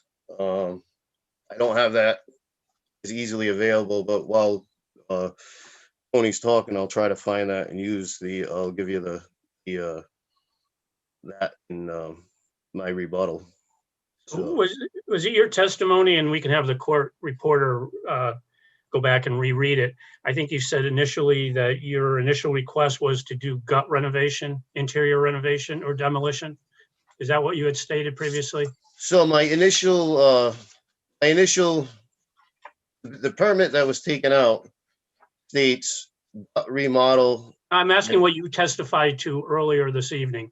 One of your opening statements was that your intention was to do interior demolition. Is that what you stated, which is on the record? We had done interior demolition under the interior demolition permit. Mr. Solicitor, can I offer exhibits, the town's exhibits 1 through 4, please? It's Mr. Blink, are you done with your presentation? You will have an opportunity after Mr. Cavallo to come back, but the question is, are you done with your presentation at this point? Yeah. Okay. Can we, before this is the chair, can we just clarify, there's 2 building permits in the package of materials. One is dated 26th of October 2020, and another one is dated the 25th of November 2020. Could we just clarify what is the scope of these? Because there are 2 different descriptions of the work to be performed. And could we explain what is this applying to, these 2 permits? All right, so the first one that was dated on 10/26, interior demo for future remodel. That was pulled because we weren't ready with the plans yet to get the full permit. Otherwise, we would have had the interior demo done under the same permit. I hadn't finalized the plans for the house yet, so we were gutting the sheetrock and the wood paneling from the inside of the house before we took down the exterior portion of the structure. I'm sorry, say that again. You were gutting the So interior. we were basically bringing the inside of the house to studs. Okay. Just so that we could continue to work there until at nighttime I could finish drawing the plans, the final plans for the full building permit for the reconstruction portion. And is that the November 25th permit? That was for 10/26, the interior demo where we were bringing it down to studs. So for the 11/25, that was ones with the plans that I submitted with the package. So that's what you're referring to as the full project. As the full project, yes. And the construction documents that were submitted are the drawings that are contained in this packet? Yes. All right. So, I guess we can continue. I would. This is Mr. Nysham. When will the board have the opportunity to ask questions of both parties? At the Well, end, once these statements have been made, or? No, this is the time now. I mean, you can ask questions while he's giving his presentation, and Mr. Cavallo, and during the rebuttal. After that, we close out the hearing and deliberations are done. Mr. Nysham, I would just like to get the exhibits on the record, then open it up for members to ask questions. I just want to make sure we don't lose the opportunity to ask Mr. Blank questions before we get into the town's presentation of the case. This is the chair. I think there's going to be a good deal of questions posed on this. So, Bob, if we want to get those items on the record. So I would ask that these be, because everyone can see this on the screen, that these be admitted as exhibits 1, 2, 3, and 4. This was the existing house, and that's why I asked the question about interior demolition. This somehow is what is remaining of that house, which seems to be a little bit more than interior demolition. Again, To Mr. Blank's point about demolition, this house was built at a time when most likely there was asbestos and lead probably as part of the construction. Demolition permits are take into consideration abatement of hazardous materials, the disposal of the hazardous materials that are documented as part of a demolition permit are highly regulated. This does not suggest to the town that any of this is regulated or meets any of the suggestions that this is not demolition. So Mr. Blank can have his position. He can cite the legal cases he wants, but I think it's important that we understand that, what was requested and what happened are two different things. This, in the town's opinion, is demolition, whether he did it himself or he had a contractor. But the fact that we had no environmental assessment, no environmental report, nothing with respect to what was in the house, and that we have a pile of rubbish here is concerning to the town. And that's why, again, I just ask that these be offered as exhibits 1 through 4. All right, I think this is the chair. So if these exhibits are 1 through 4, then Mr. Blank, your exhibits of building permits or court cases or whatever documents you wanted to, those will be marked A, B, C, et cetera, to differentiate those exhibits. Is that agreeable to you? Yeah, that's fine. It doesn't make a difference, but yeah, That's how we'll proceed. That okay. The numerical exhibits will be for the town, and the alphabetic exhibits will be for you, Mr. Blank. Is this at the town's point, or is this open discussion right now, No, Mr. Ferrera? hold on. I think the board members want to ask you some questions about the presentation you just made before we hear Mr. Carvalho's presentation. Okay. Because while it's fresh in our mind, having just heard your testimony, it would be beneficial to get through that point. I'll say to start with that I am quite familiar with construction documents, demolition, new construction. I'm a registered architect, so I have a good understanding of what is required in terms of construction efforts. The first question I would have for you is, in the construction documents that were submitted, I see various documents indicating the foundation, the extension of the foundation. There's some floor plans. There's a couple of details of the framing, some elevations. As part of the construction documents, was there a specific demolition plan submitted that showed the extents of what portions of the structure would be demolished? One of the foundation plans itself, it specifically states that the wood portion of the building will be brought to the foundation. The foundation will remain. Sections of the foundation that some of the block were removed, and the footings remain. So what the foundation consists of there, it's a mud foundation, which is it's a 14-inch trench is dug in the ground, and then that was filled to ground level with cement. You don't use wood forms. This was when cement was cheap back in the 50s, and you could just waste cement. Now the prices are different, so now things are different. So they would dig a hole. It was called a neat foundation, and from there, from the ground up, from the grade up would be block. So there's 2 courses of block there, and everything below it is a solid block of concrete that's 14 inches by 40 inches deep. All right, so apart from the note that says existing structure to be removed and replaced, there isn't an actual plan delineating the portion that's to be, there's no drawing showing the portion that's existing that's going to be removed. Is that correct? There isn't, but there's a lot of evidence in there that shows the scope of this project could easily be understood beyond the fact that me and Mr. Cavallo had a conversation about it and had email exchanges about it, where he did agree to that if only the foundation was remaining. As far as the floor joists that were there, the floor joists increased to the first floors at 2x10s. The plans also show new pressure treated sill plates new 2x6 walls, 3/4 inch plywood on the floor, 1/2 inch on the walls, 2x8 roof rafters. The building code, if Mr. Cavallo needed to get in there, Rhode Island general law allows him to have a preliminary, inspection of that prior to issuing the building permit. It does show on one of the foundation plans, the portions of the foundation that are going to be added and the portions to remain. All right. I would also say, Ben, does, in addition to the Rhode Island Building Code, does the Warren demolition ordinance come into play in this matter?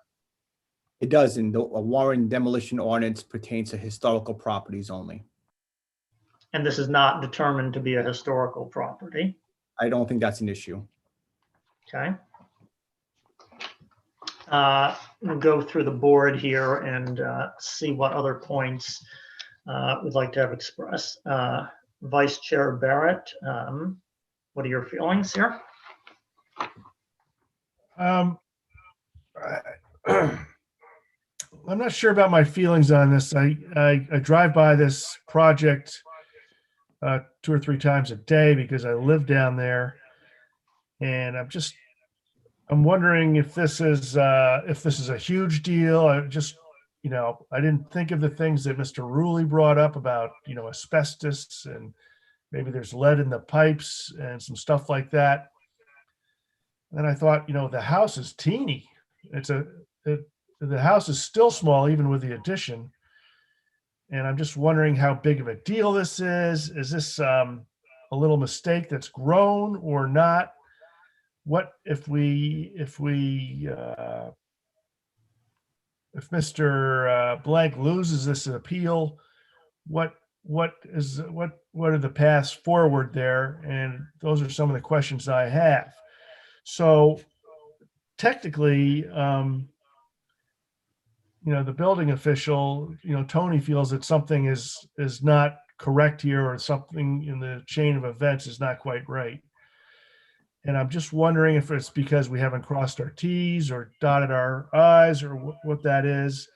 I'm wondering if there's a problem with application fees. Does Mr. Blank have to reapply and spend more money on application fees? Or is this something that is something part of the permits with getting a more thorough demolition thing versus, from remodeling, just taking the interior out, to ripping the thing off the foundation? And I'm wondering also, and I'm going to ask Mr. Blank and Tony with Bob, is Christopher Blank, has he been easy to deal with? Are you guys friendly dealing with this thing? Or has there been any animosity here? And is this some sort of, maybe it makes no difference, but in some ways it can make a difference if we're willing to work with each other, and if maybe Mr. Blank is a bad actor, he's had other problems in town, or his reputation is actually pretty good and this is just a misunderstanding, things like that. And I don't want it to be a tempest in a teapot. I think the town of Warren should be business friendly and help Mr. Blank in any way he can. On the other hand, rules are rules and they have to be followed. And if the effort's been there to make the rules, to follow the rules, then what understanding and leeway should we give Mr. Blank or the town for that matter? One example Mr. Blank gave that he just brought up that I hadn't even thought of with Bill Nash when he was the building inspector on Summit Drive, which is actually the house that I live next to. That house was taken off its foundation, carted across Mark Pearson's field in the back and across Long Lane. And what happened is with that project stalled, and then the house became infested with rodents and stuff like that. And then Mr. Nash didn't feel like he could approve moving it because there was a delay in Mr. Nash approving the project, and it created 4 months of problems for the people that wanted to build the new house on Summit Avenue and the people that bought the old house. So I'm just wondering, those are some of the questions I would like to see both sides answer. Mr. Holby, I've never had an opportunity to have a conversation with Mr. Blank before this evening. I think that, you know, my interest in this is becoming more involved with the zoning issues. I think Mr. Cavallo, and I won't speak for him, you know, interpreted this, that this was a remodeling project to this was a new construction project. And if we were approving new construction, there are certain things that we would have required: a soil and erosion plan. It would have been a demolition permit. I mean, we had a demolition permit for another home in your community on Brownell that was before the housing court at the end of last year. You know, they had to have a demolition company come in, do all the environmental remediation that needed to be done. And that's, you know, it's certainly in an area where there's not a public water supply, that, you know, these are all things to be considered. So I think Mr. Cavallo interpreted this that, you know, if a building permit is for a remodeling job, well, that's one thing. But if you say it's a remodeling job and you've removed the house entirely from the foundation, you're pouring a new foundation, then that's not a remodeling job. That's new construction, whether you're using portion or all of the existing foundation, but they poured an additional foundation. So if we are to say that this isn't new construction, then, I mean, we're setting a bad precedent in terms of other people saying, hey, I'm not going to, you know, go through all those. I'll just, you know, I'll interpret it to be, I'll use some of the foundation, but I'll put a new foundation in and I won't call it new construction. So, I mean, that's, I think, where the town's perspective is, that this isn't what was asked for. What was asked for was a permit to renovate a house and make an addition. But we've took the whole house down. I mean, we didn't take it down to the studs. We took the studs down. Right, took them away. Yeah. But- So, all right, hold on. All right, Ben, yeah, please make your Barry, point. just to address, you brought something up that I didn't mention to the board. So what happens if this board affirms Tony Carvalho's decision? Unlike the zoning board that goes to Superior Court, the appellant here has the right to appeal to the State Board of Code of Appeals, and it's de novo. So we'll have a presentation at the state level, and procedurally, it's much easier than a zoning appeal that goes to Superior Court, et cetera. So that would be what his options would be if this board does affirm the decision. I thought I'd share. And we could then affirm parts of the decision, like if we thought the soil erosion permit was necessary, but the demolition permit wasn't, we can affirm any of the components. That's correct. And I would add, Mr. Blank, that while we're talking about demolition, whether it's demolition of one room or demolition of the entire above ground structure of something, with regard to environmental controls, any demolition has to respect environmental controls and not to release contaminants or hazardous materials into the environment. So could you maybe just say a word on how you've addressed that? I was about to address that with Barrett's, but then had stepped in.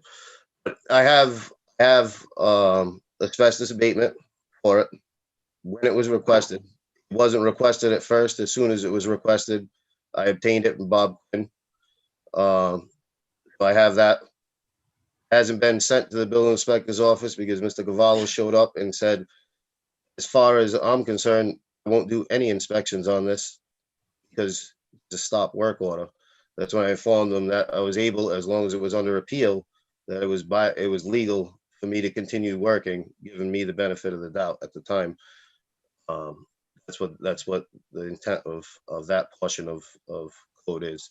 I mean, would you say, so you said that the abatement information was provided or was assembled when it was requested, but isn't it incumbent upon you as a contractor to undertake abatement whether or not it's requested as part of construction safeguards and environmental safeguards if the age of the structure or existing conditions would indicate that there may be hazardous materials present? If there had been, but like I said, with over 20 years of license and registration, and the same with the RRP, Lead Hazards firm, I'm familiar with with contaminating substances.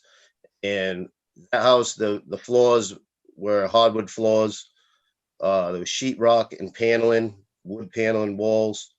There was little insulation, and what was there was blown in fiberglass. The heating pipes were single wall, in 4-inch exhaust. There was the whole heating system for that house was one giant 4 foot by 4 foot heater that was into the floor that heated the entire house. It was the only means of heat in the house. So with my experience, I could look at that and say that there was no issue to begin with. I needed to seek. When Mr. Cavallo asked for it, I immediately called Mr. Quinn.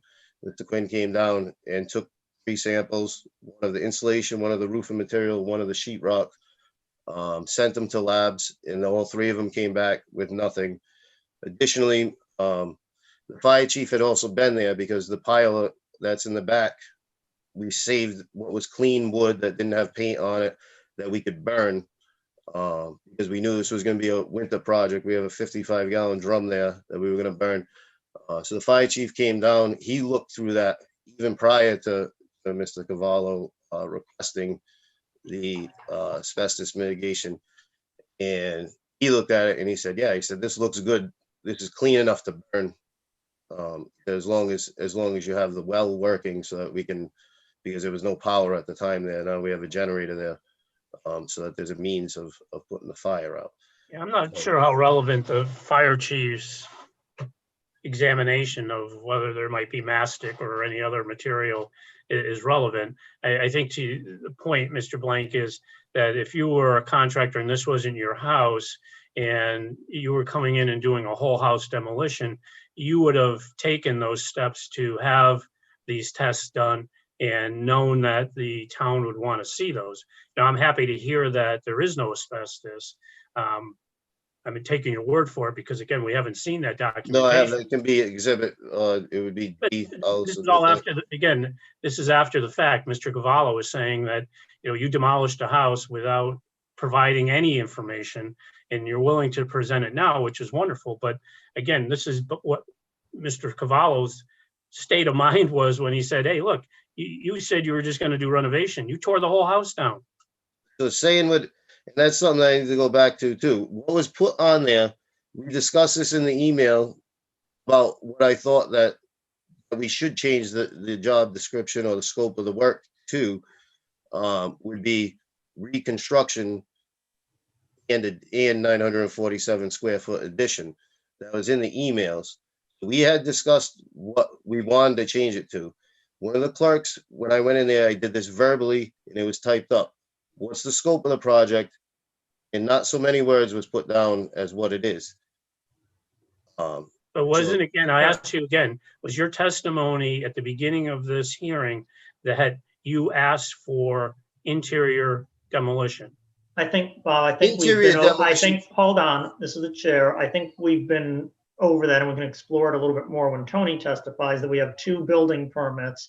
One states interior demolition, which Mr. Blank has testified that he took that permit out to strip the interiors, and that portion of the work was completed. And then he took out a second permit that says gut renovation. Now, whether the semantics of that, I think, may be up for debate on what gut renovation means, but I think the interior portion, you did some interior work, you had a permit for that, and then you applied for a second permit. I'd like to go through the board here on the testimony that's been presented so far and address the questions that we may have. Mr. Holby, you've responded. Did you have anything else before I go to another member? Yeah, it seems, Bob's statement, we have to have the rules and we have to do these things in a proper way. I completely agree with. And I'm not clear on I guess it's dated. I've read it. I've looked at it. And I guess we're having two different things that you just brought up, Andrew. So we have the initial demolition permit, which is cleaning out the interior. Then we have Christopher Blank's statement, if I have this right, of him finishing up the plans of the new house and modifying the building permit. The demolition permit, actually. I guess it's the demolition permit. Building permit, demolition permit. I believe it's modifying the demolition permit to remove the house. But Bob says, well, we also poured a whole new foundation there, and that doesn't really fit the requirement of just taking the house down and putting something back on the old foundation. So those are the questions. I think that's where it narrows down to. We can bring up the asbestos and the water and some of those things, and but I think that's where it comes from. And I don't know. I guess there's an email, from my understanding, that I haven't been able to find that's from Tony, that says it's okay to take the rest of the house down and start construction. Now, I don't know what the testimony from Tony is going to be, and that's what I guess we all have to look at. Yeah. All right. And I would, to that point, whether this is new construction or existing remodeling, to your knowledge, Mr. Blank, is the scope of what you're doing here, and I think you said on the application was $125,000, the value on that November 25th application? I'm hoping that we're gonna come in that budget now with being stopped.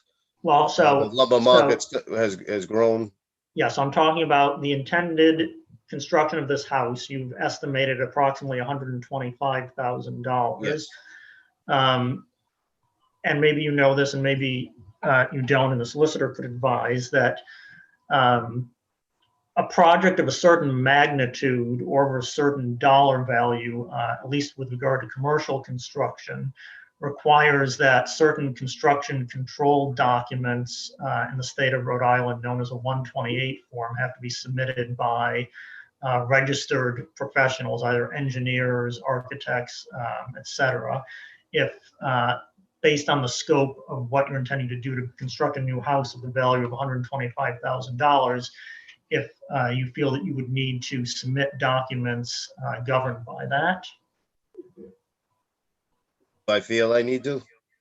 Well, what is your understanding of that? My understanding of the 128 is that when it's beyond common expertise of a building official, where it gets too tricky with engineering, that you kind of more or less need to be an engineer, such as like Taurista. Tony wouldn't be able to handle every detail and aspect. It would be a full-time job alone, never mind dealing with the other stuff. And that's what the 128 section is for, is that when it's beyond the knowledge of the building inspector, that he would require the builder to obtain his own engineer or architect to ensure that the project is done according to plans.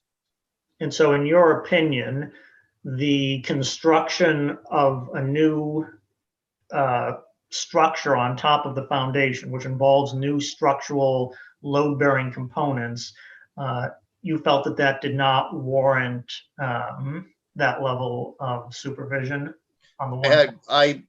Back in, I want to say October, before everything even happened, I have it in an email. We can do that as the next exhibit that I'll submit, that I inquired to my engineer to come down and check the foundation to be sure that it was structurally sound in order to sustain the weight.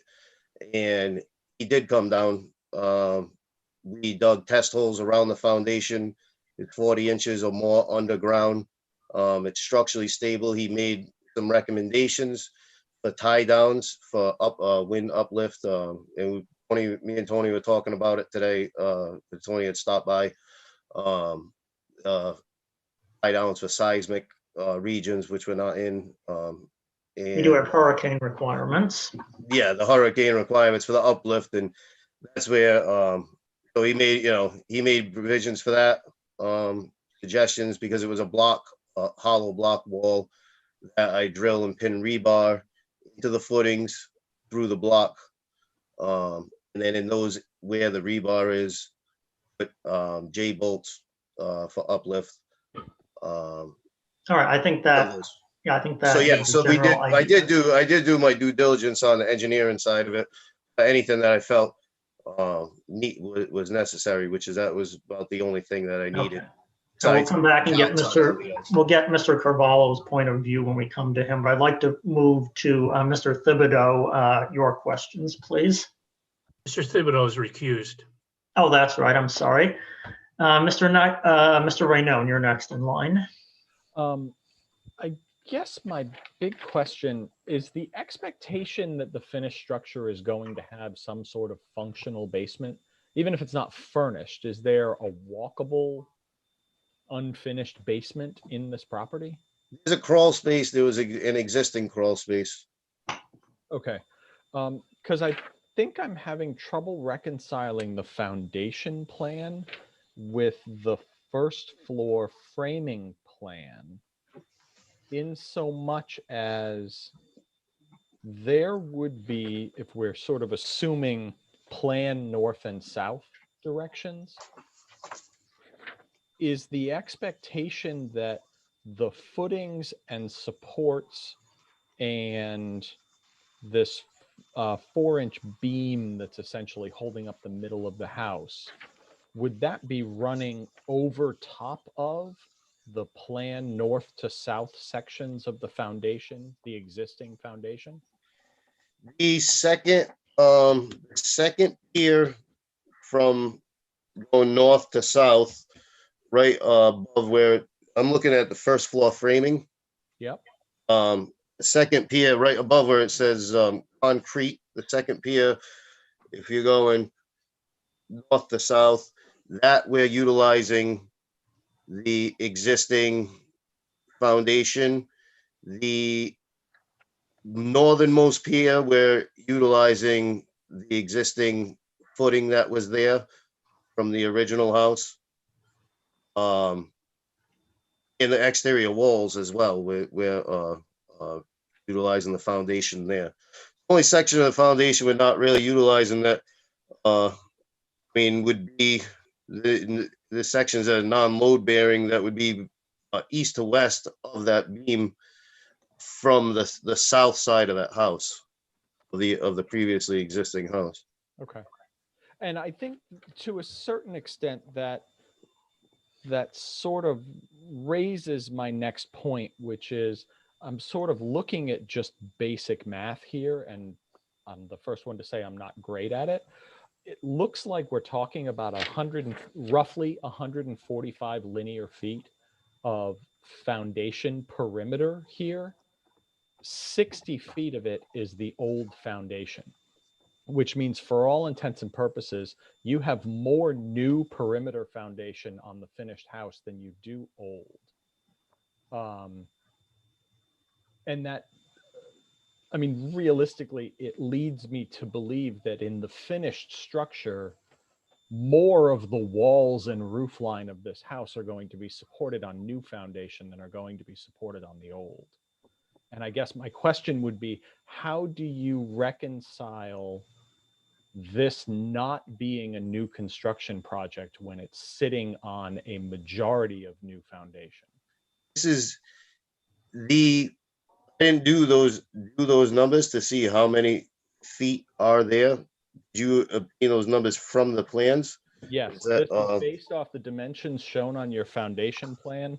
My math ends up being about 145 linear feet of foundation perimeter.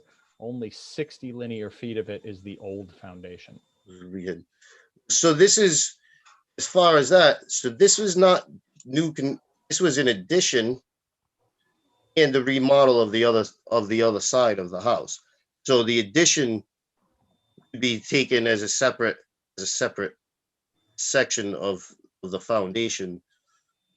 But it's two separate, the addition, that 11-foot addition that comes off to the south, that whole wing is the addition portion of the building. And while I can understand the paper logic of that, I think where that fails the sniff test for me is an addition implies that there's something there to add to. So this was in combination. If this needed to be pulled in two separate permits, that's what we would have done.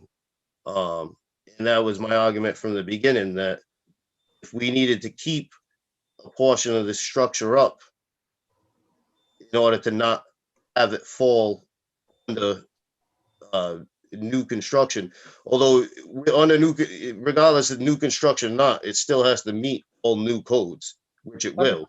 Oh, understood. So it's not like we're trying to like circumvent around that.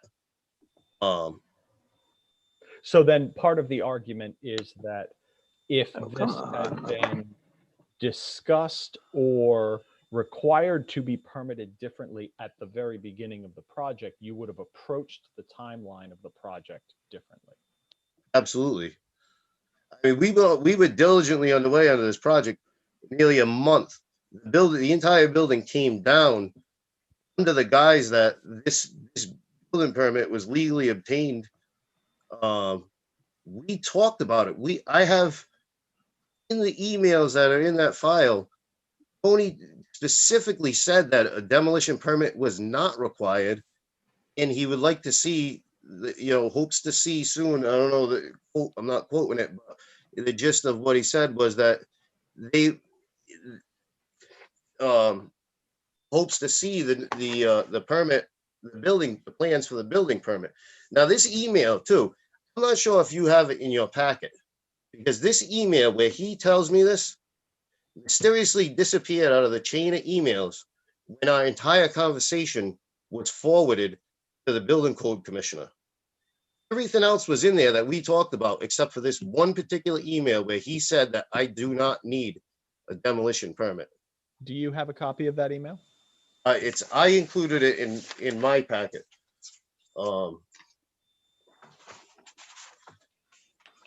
It's in my packet. I don't know what you got from Mr. Gavallo. I requested that also. His official statement in the packet. But I can say it, I can read it verbatim here.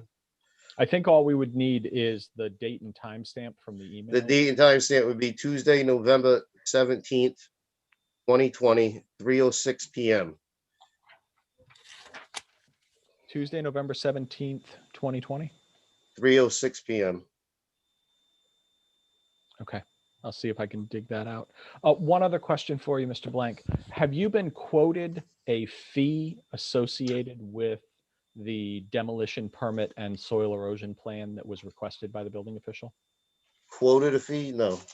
So you don't actually know what the demolition and soil erosion permits they're requesting that you pull would cost? I know that we just did a Cultec system in Bristol on a new construction house on Beach Road to the tune of $17,000, not including engineering. So I know what the cost of a soil erosion system is. And this is the intent of why we did this project in the manner that we did this project. Because this is not a paying job. This is, I can't go back to a homeowner and say, this is 20 years experience knowing how things work. And that's where we would have left the section of this building up.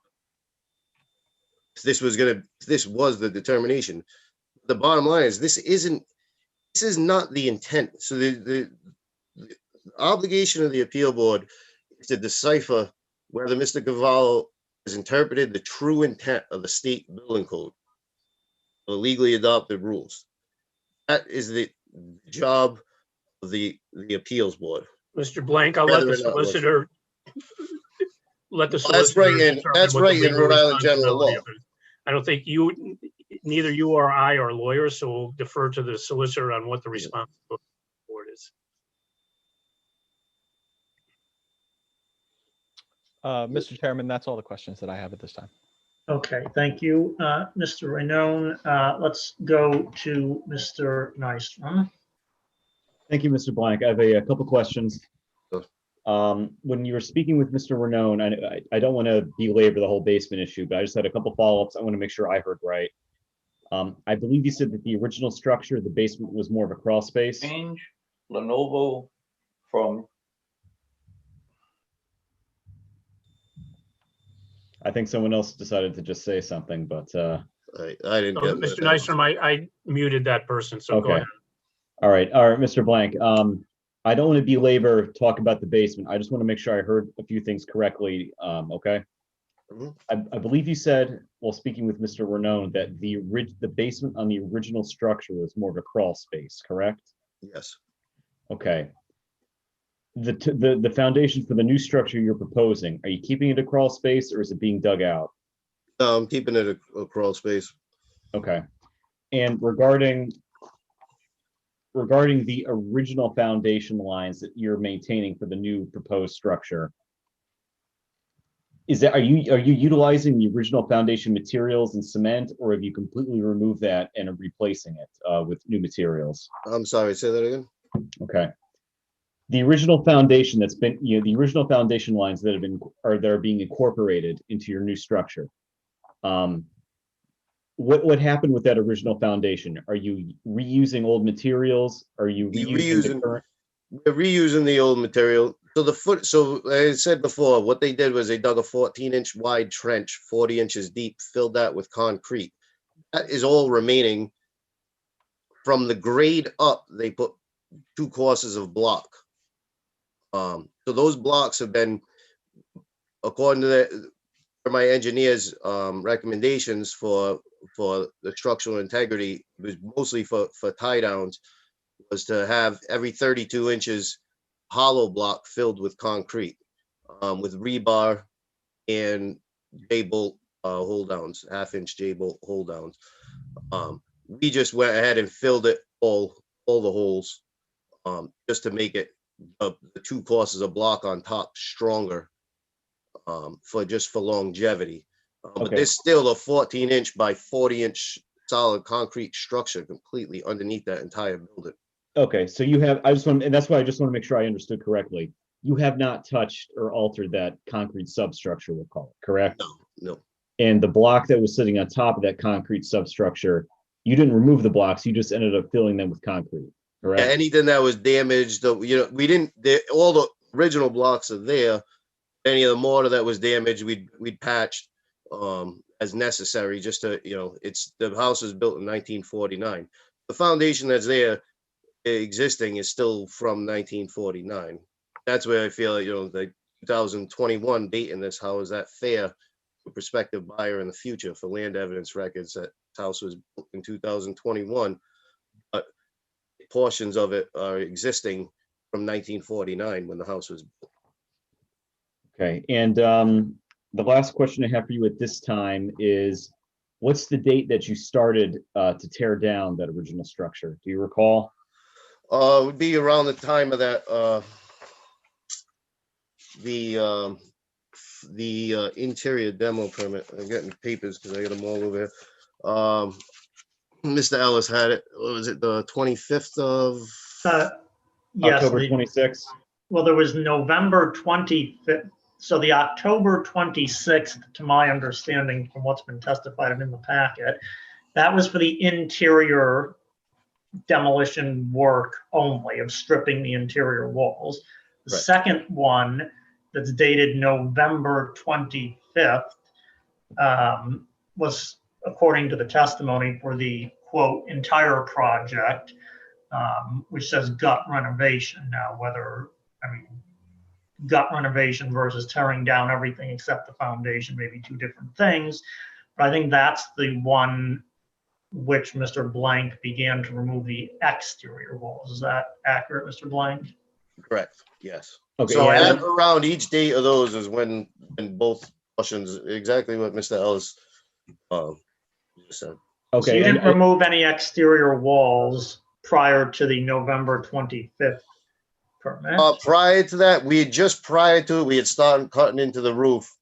And that's what prompted Tony to say, look, you gotta get me plans. Okay, and that's why I was kind of asking, like, I want, some specific dates, Mr. Blank, that you can recall. When did you start tearing down the house? So the exterior portion of it was at or around that 11/25 date. Okay, and I believe you just testified that you started taking off the roof before 11/25. And that's what prompted him to say, look, you gotta go a little bit further with this. You gotta get the plans together at this point, because it was only for interior demo, which I think that one was on with a phone as well. Okay, thank you, Mr. Blank. You've answered my that question. That's all I got for now. Okay, Mr. Elves, what would you like to add? Mr. Blank, how you doing? Good evening. Question for you. So I'm brand new to this. I'm just coming in on this today. So I did review the plans and I did review everything. So what they're requesting you, what is the hardship for what they're requesting for you to do? What ends up happening now is if this goes into a demolition, there's different things that are required. Right now, whether it was demolition or not, everything still has to come to building code. This house is considered demolished. I need a construction entrance at the beginning of this driveway. The driveway that we've already put in needs to be ripped out and replaced. And at the end of construction, again, ripped out and replaced. Additionally, soil erosion would come in, which is a significant expense. And again, that's why I said that the route that we went to avoid having to put in a soil erosion. Additionally, the hardship side of the soil erosion is that we've been working the last few years that we've had this at maintaining an organic farm there, and we're enjoying it. And additional piping underneath the ground is going to affect our ability to plow the fields there at the same time. Where we don't want soil erosion there, we're not looking for a soil erosion plan there, and that's why we proceeded in the fashion that we went. Okay, so demolition means you'd have to take that foundation out. And So according to Mr. Deschamps, the building code commissioner's statement, that demolition permit would be required when the foundation is removed. Then the hole from where the foundation is would be filled, compacted, and then the grade would be met with adjacent conditions, because you demolish a house and leave the giant hole from where the foundation is. That's a public safety nuisance. So that's the only time that and it's my opinion that the intent of the code for the demolition permit is only for when a house is removed or completely demolished and taken from tax base. Okay. The house no longer exists. All right. So I'm going to have a question for the solicitor, Mr. Farrer. On the state level, if a dwelling is taken down, I mean, I've done some of these in some of the other towns. I believe that on the state level, one wall would have to remain in order for it to be a renovation. Is that correct? Well, I'm not very familiar in terms of what the state requires in terms of state buildings, but I can speak to the emails and the definitions that have been provided from the commissioner. Everybody could go right on the website and can see what the demolition thing. However, it's very specific that it pertains to state buildings.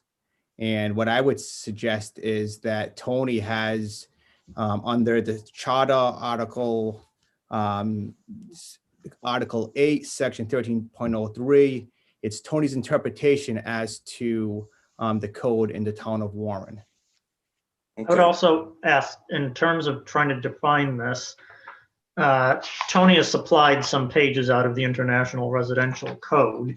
Do we have available the definitions chapter of the International Residential Code where terms such as demolition, structure, renovation may be defined in the language of the code itself? Ms. Dallas, I looked and I haven't yet to find anything that defines that. In fact, when I looked at the state one, and they did provide a definition for state buildings that the appellant has provided, it's not referring to anything or referencing anything. It's their definition of what demolition is. I searched up and down in terms of the town itself, in terms of demolition definition in the zoning ordinance and just traditional ordinances in the code. I could not find a definition, and Tony may be able to provide some insight as to whether or not that actual definition exists within the code. I know that when we get to Tony, you might be able to weigh in on that. But certainly in the commercial code or the rehab code, is a definition chapter, and a lot of times these specific terms are defined as what they mean in the context of the code. So Tony may be able to shed some light on that. Okay. And then one more thing for the solicitor. I know this is an interpretation, and I've seen this before with some other meetings that I've gone to. When we have an opinion for the town, is there a liability on the town that this can go to another level and be turned over and be put us into a tough position? I'm not really concerned about that at this point. I know Okay. we talked about the Supreme Court case. However, my quick response to that would be we're not depriving him of any rights. He certainly has a right to rebuild that. However, it requires a permit, et cetera. In addition to that, this is not a dead-end street here. He simply can appeal this decision to the state board, and they will listen to all the facts again de novo, meaning from scratch. Okay, so if I'm hearing this correctly, we're asking for a demolition, which means he has to take out the original foundation that's there and bring it to grade level. Tony Caballo would have to answer that question in terms All of. right, I guess I'll wait for Tony to put his presentation in front of us. I believe I cited that in the original documents that I filed. I think I cited that from Rhode Island General Law 2327(3), State Building Code. Okay. I believe that's in there, but yeah, Mr. Cavallo can re-up that when he speaks. Okay, yeah, I think I'll wait. I'll deter for my questions now until I hear the presentation. Okay, this is the chair. I think then perhaps at this time we could go to Tony's portion of the presentation to hear about what his findings are with regard to his interpretation of the matter. Tony, do you want to proceed? Yes, thank you. Oh, what a mess. Okay. Now, we issued a permit in October for interior demolition for future remodel. But we do this as a courtesy to contractors or homeowners when they want to get started on a job and they don't have a clear understanding of what they're going to do yet. And the purpose of it is so they can go to work, start ripping the walls out and inspecting an existing structure to work with their architect or engineer to decide what needs to be done to achieve the final purpose that they want to do. Maybe they want to put a second floor on or whatever it is they want to do. So we issued that permit in October to 65 Long Lane. And then I went by a few times and the building started to disappear. 1/3 of it was gone. The next time I went by, 1/2 of it was gone. And, I finally had a conversation with Chris. I said, hey, you're exceeding the scope of work of the permit we issued. We need to see some plans, and you need to apply and have a job description in the permit application and that accurately reflects what you propose to do. So, Hey, jump in really quick just to clarify and make sure I understand what you just said. Sure. So your testimony is that the house started disappearing under the purview of the original interior demo and future remodel permit only, and prior to the application for the gut remodel and addition permit. Is that correct? I'm pretty sure that's how it started. At any rate, I had spoken to Chris and I said, you've exceeded the scope of work on the interior demo for future remodel. And we've got to get some plans in. And he did, he got some plans in, but the next time I went by, the rest of the house was gone. So, you know, I said, hey, now we need a demolition permit. I don't know what's going on. I mean, the old timey method of leaving one wall up is something that building officials don't adhere to any longer. You know, you used to be able to do that, to leave one wall up if you had a setback that was going to be violated or some pre-existing condition that couldn't be approved under current code. And so that was a technique that was used back in the day. We don't do that anymore. So when I went by and saw the whole building was gone, I said, you've got to get a demolition permit. And we did have an email conversation, and I did respond to him at one point, and I don't see his email to me, but I see my email, and I'll read it to you now. It says, Chris, you are correct. I'm sorry about that. We would hope to receive the building permit application and plans showing the portion of the building in quotations to be removed, unquote, as well as the new construction. You know, when you're going to do a major renovation, or you're going to do an addition to an existing building, and you're going to remove a portion of the building, that's usually shown by dotted lines on the plans. And it says in that dotted line box, this area to be removed. So I was expecting to see something like that in the plan submittal. I didn't receive that. And so So Tony, just let me say, in the plans that were submitted, what did you interpret the note to mean that's written on the plan that says existing structure to be removed?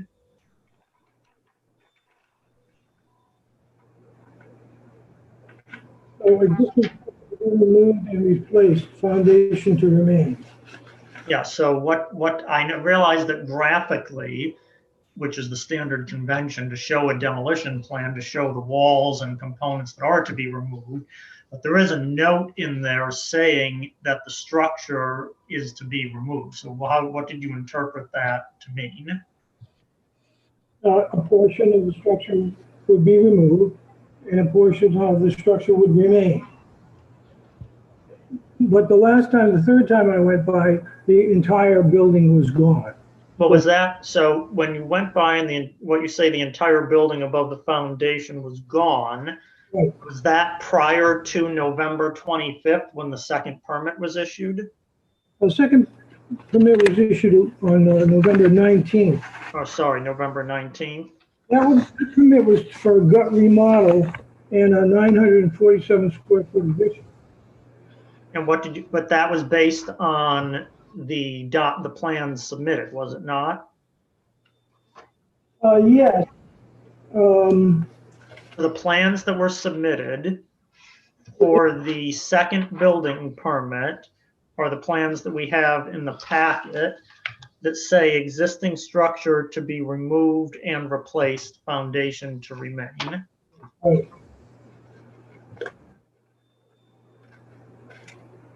Right, but so I wanted to clarify, when you noticed that the structure above the foundation was no longer there, was that before or after the second permit was issued?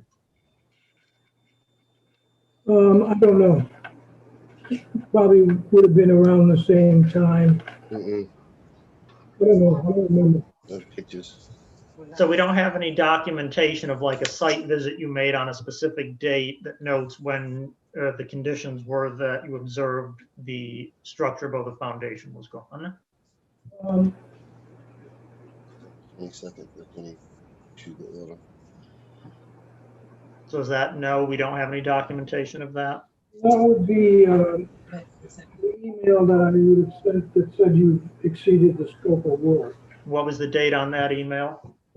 I don't know. Let me look through here.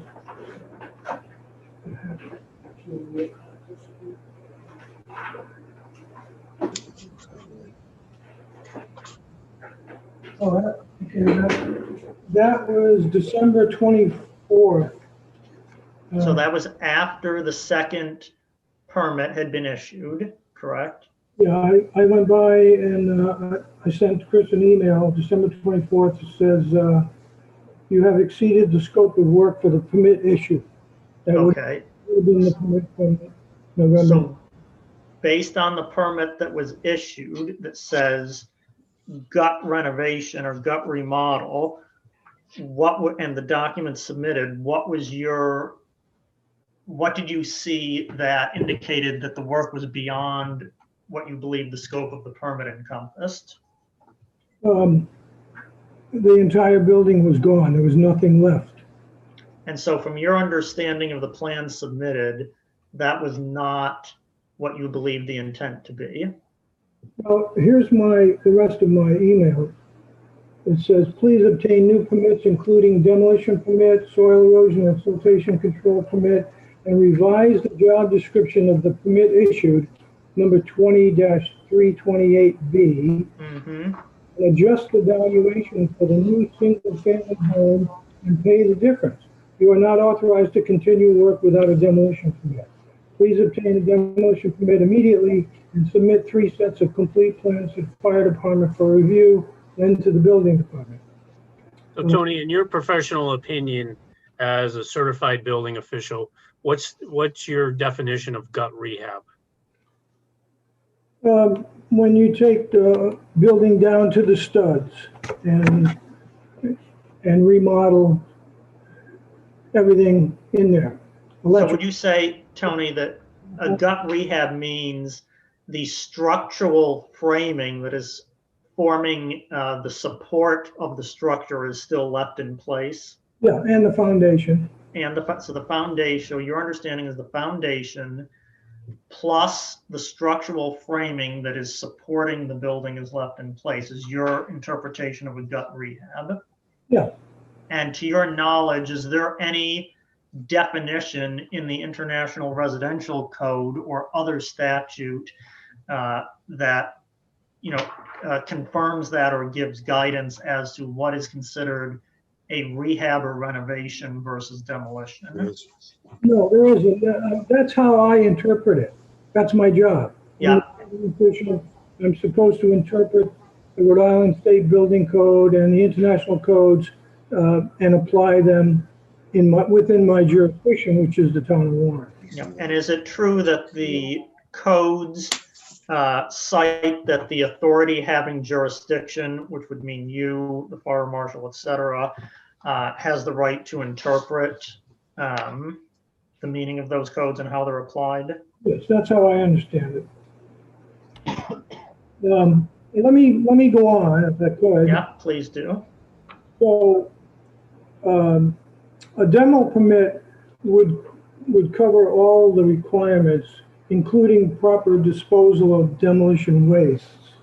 And we have a checklist for a demolition permit. You have to have sign-offs from the gas company, the electric company, the water company, sewer. You have to do a rodent control plan. You have to do an asbestos abatement plan. I need proof of insurance from demo contractors, a copy of the contract, performance bond for the value of the job, and a plan showing the final grading of the site. These are required for a demolition permit to be issued. So in your experience, when you've issued previous demolition permits, has it always been to completely remove a structure, or have you ever issued a demolition permit when a portion of a structure, meaning a portion of the exterior walls and or roof, was going to be demolished? No, I would never issue a demolition permit if a portion of the structure were to remain. So if any portion of the structure were to remain, it's never been your practice to require a demolition permit?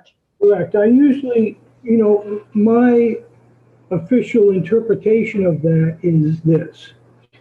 A demolition permit is for when a building goes away and is no longer there. So it comes off the tax roll.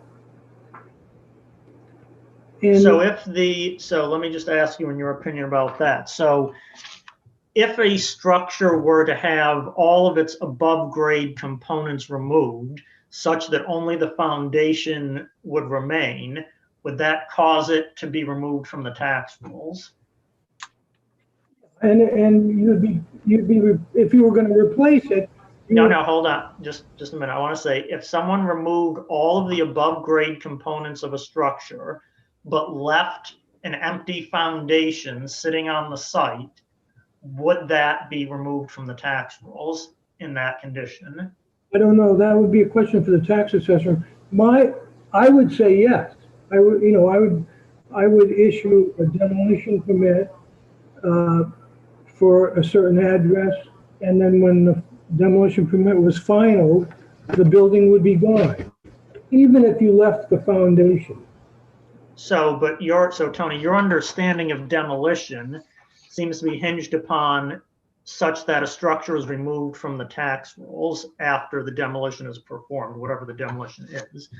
Ben, do you have any input on when a structure is removed from the tax rolls?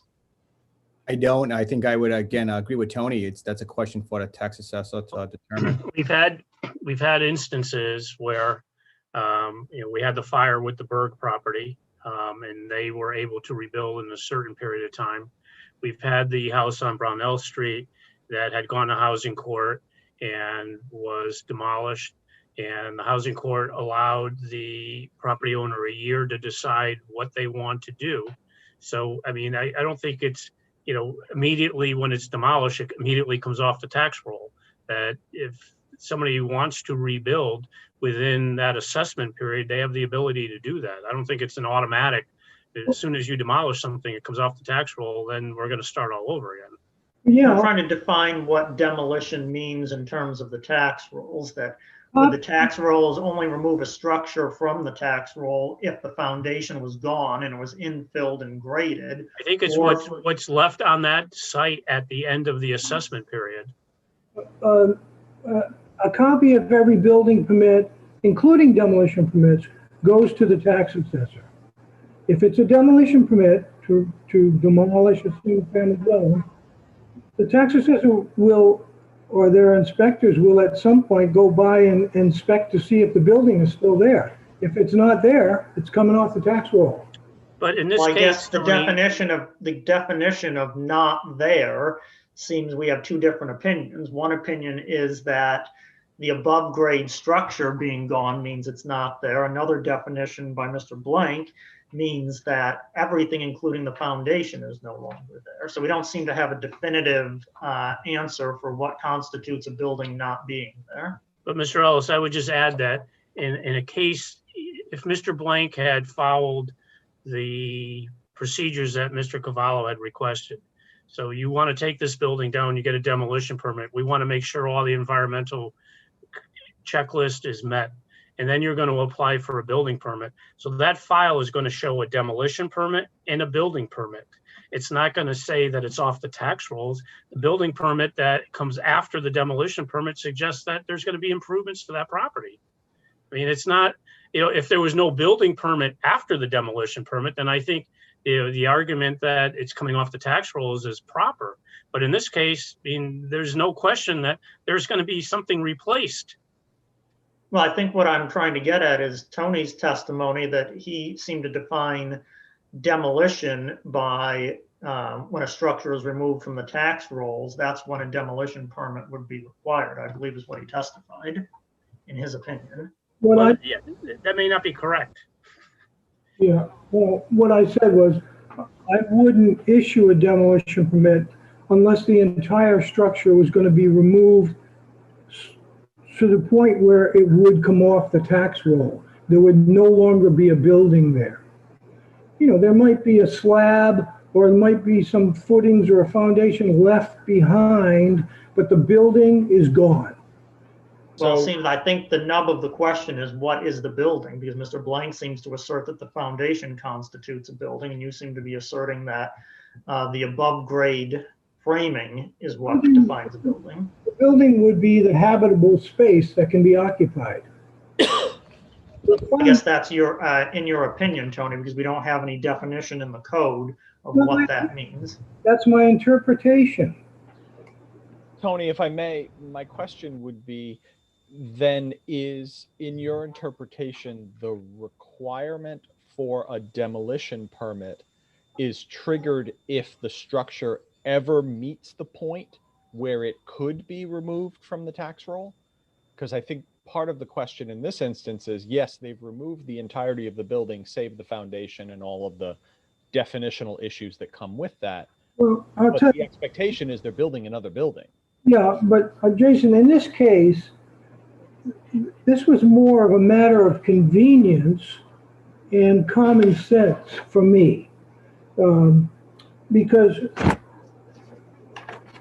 the building was removed to the point where it should have had utility disconnects, it should have had rodent control plan, it should have had an asbestos abatement plan, should have had a performance bond for the value of the job, like any demolition would. So it isn't proper for me to say, to just look the other way. You demolished the building. You need to come in and get a demolition permit, and then you need to apply for a new single-family dwelling. If you want to leave a portion of the old foundation, that's fine. It shows that on the plans. But you need to apply. You need to do a demolition permit. I need an asbestos abatement plan, pest control, all of these things. And normally, when we issue a permit for a new house, we get a soil erosion and siltation control permit. That way, an engineer provides a site plan with a current survey that shows the location of the building. I don't have to guess if the building meets the setbacks or not. I have an engineer stamp and seal that proves that it does. One time I went by there and I asked Chris to provide me with an engineer's report on the condition of the existing foundation. That was never provided. No inspections have ever been called for. I posted a stop work order, and Chris called me and said, you know, I'm going to appeal your decisions, and in which case I have a stay of prosecution and I can continue working. Well, he did continue working. The whole first floor is framed up on a questionable foundation, and there has been no inspections. I went by today and stopped by and talked to him at the site to kind of feel him out to see what was going on. And, you know, I have every faith in him as a skilled craftsman, and we have a very good relationship. So this isn't like any kind of a battle or animosity, but it's just a matter of me trying to do my job when a building has been removed from a site to get a demolition permit, get all the asbestos abatement and pest control, all those things taken care of, and get a soil erosion and siltation control plan in order to protect neighboring properties or protect the building that's going to be built.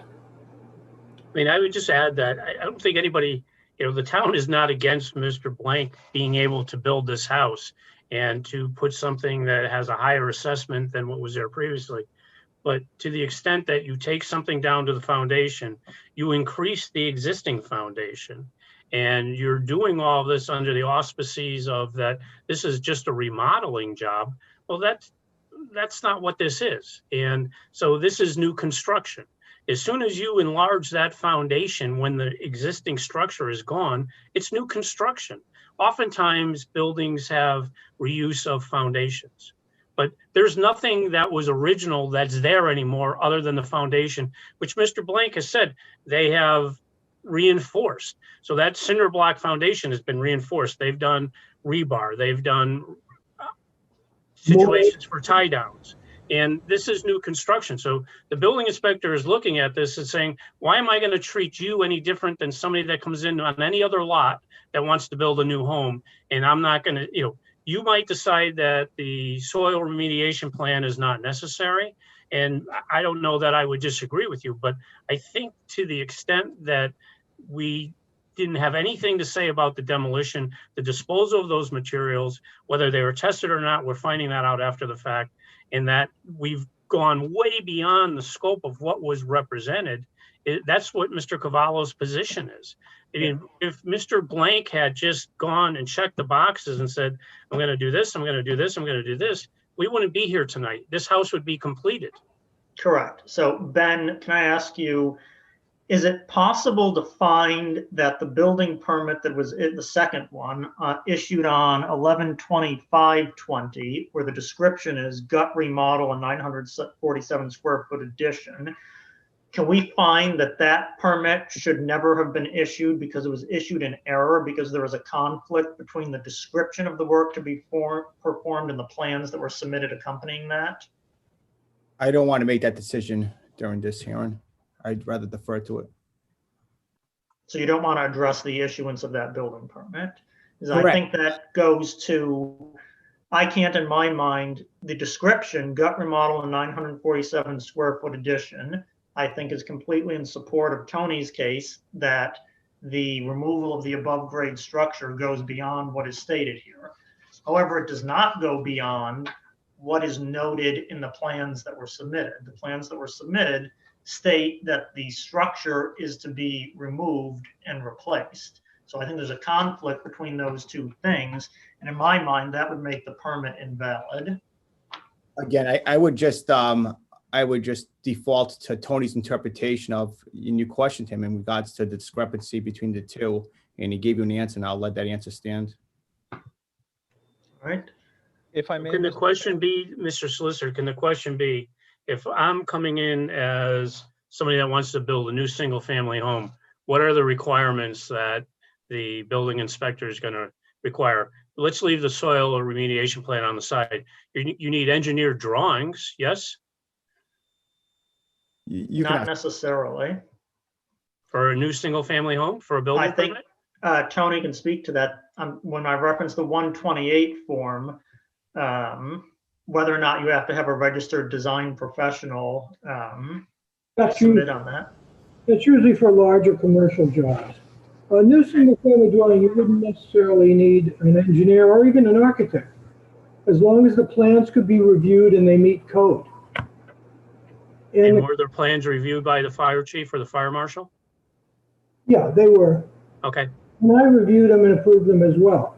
okay, And a lot of the inspection process continues going forward, continues to prove whether the work being done meets code or not. Because a lot of the information would be lacking on the plans unless they were prepared by an architect, in which case they kind of go overboard. okay. So Tony, can I ask you, when the application was submitted for the second phase of this, Right. wouldn't, from the materials that were submitted, when you were reviewing that before you issued the permit, would it not have been clear from the materials submitted that the structure above the foundation was to be removed? It wasn't to me, no. And I don't think I was familiar with what the job description was exactly. And when I did get familiar with it, I told Chris in an email that You've exceeded the scope of work for the permit issued. Please obtain new permits, including demolition, soil erosion. You know, I sent him that email. So if you had understood that the intent at the time the second application was submitted, if you had understood from the materials submitted that the intent was to remove the entire structure above the foundation, would you have then required the demolition permit at that point? No, what he says he's in conflict of what he's doing. That's exactly what I did. The email I sent says, please obtain new permits, including demolition, soil erosion, revise the job description on the permit issued. That's permit 20-28B. That's the gut remodel in 947 square foot addition. Yeah, well, hold on, Tony. So that wasn't the question, because so the question is, why did you issue a building permit for that application if the intent of the application was to remove all of the structure above the foundation? Why? Repeat that? That's not. Why did you issue the permit? That's not what the intent was. The intent was to leave to remove existing structure to be removed and replaced, foundation to remain. That's a portion of the building. The right side of the building is not even touched. Oh, I see. So, Tony, you're saying that right side of the building, that note being in that center portion of the foundation plan, you read that to be that portion of the building is being removed. Right. Normally it would be a dotted line would be shown on the plans. And it would say, you know, this portion to be removed. But this is a note that says remove and replace. Okay, the center portion of the building. I assumed that the right-hand side of the building was going to remain, and that was going to be the gut remodel. The addition was going to be the rest of it. All right, so based on the documents submitted, your interpretation of the notes on the plan that a portion of the building was to be demolished, but then another portion was still going to remain and be remodeled, plus there would be an addition. Several additions. Several additions. One on the right, a large one on the left, and the center portion, the existing structure to be removed and replaced. All right, so Ben, can I ask, is one of the options to find that based on the documents that were submitted for the project, could we find it a reasonable interpretation that the building inspector thought that a portion of the building was to remain based on what's been submitted? Correct, you can, and that goes to one of the standards. Is there a clear error or based on what the reliable, probative, substantial evidence? So the documents in front of you, is there a clear error that Tony made it? You know, is clearly did Tony make an error clear to everybody versus what he has presented, what he has testified to as to interpretation as when he's viewed the documents? And I would say, in my own view, looking at these documents as a registered architect, it's not abundantly clear what portion is to be entirely demolished or removed, as it's referenced in here, versus if any or all of the structure is to remain. So I think there is some ambiguity that could be open for interpretation.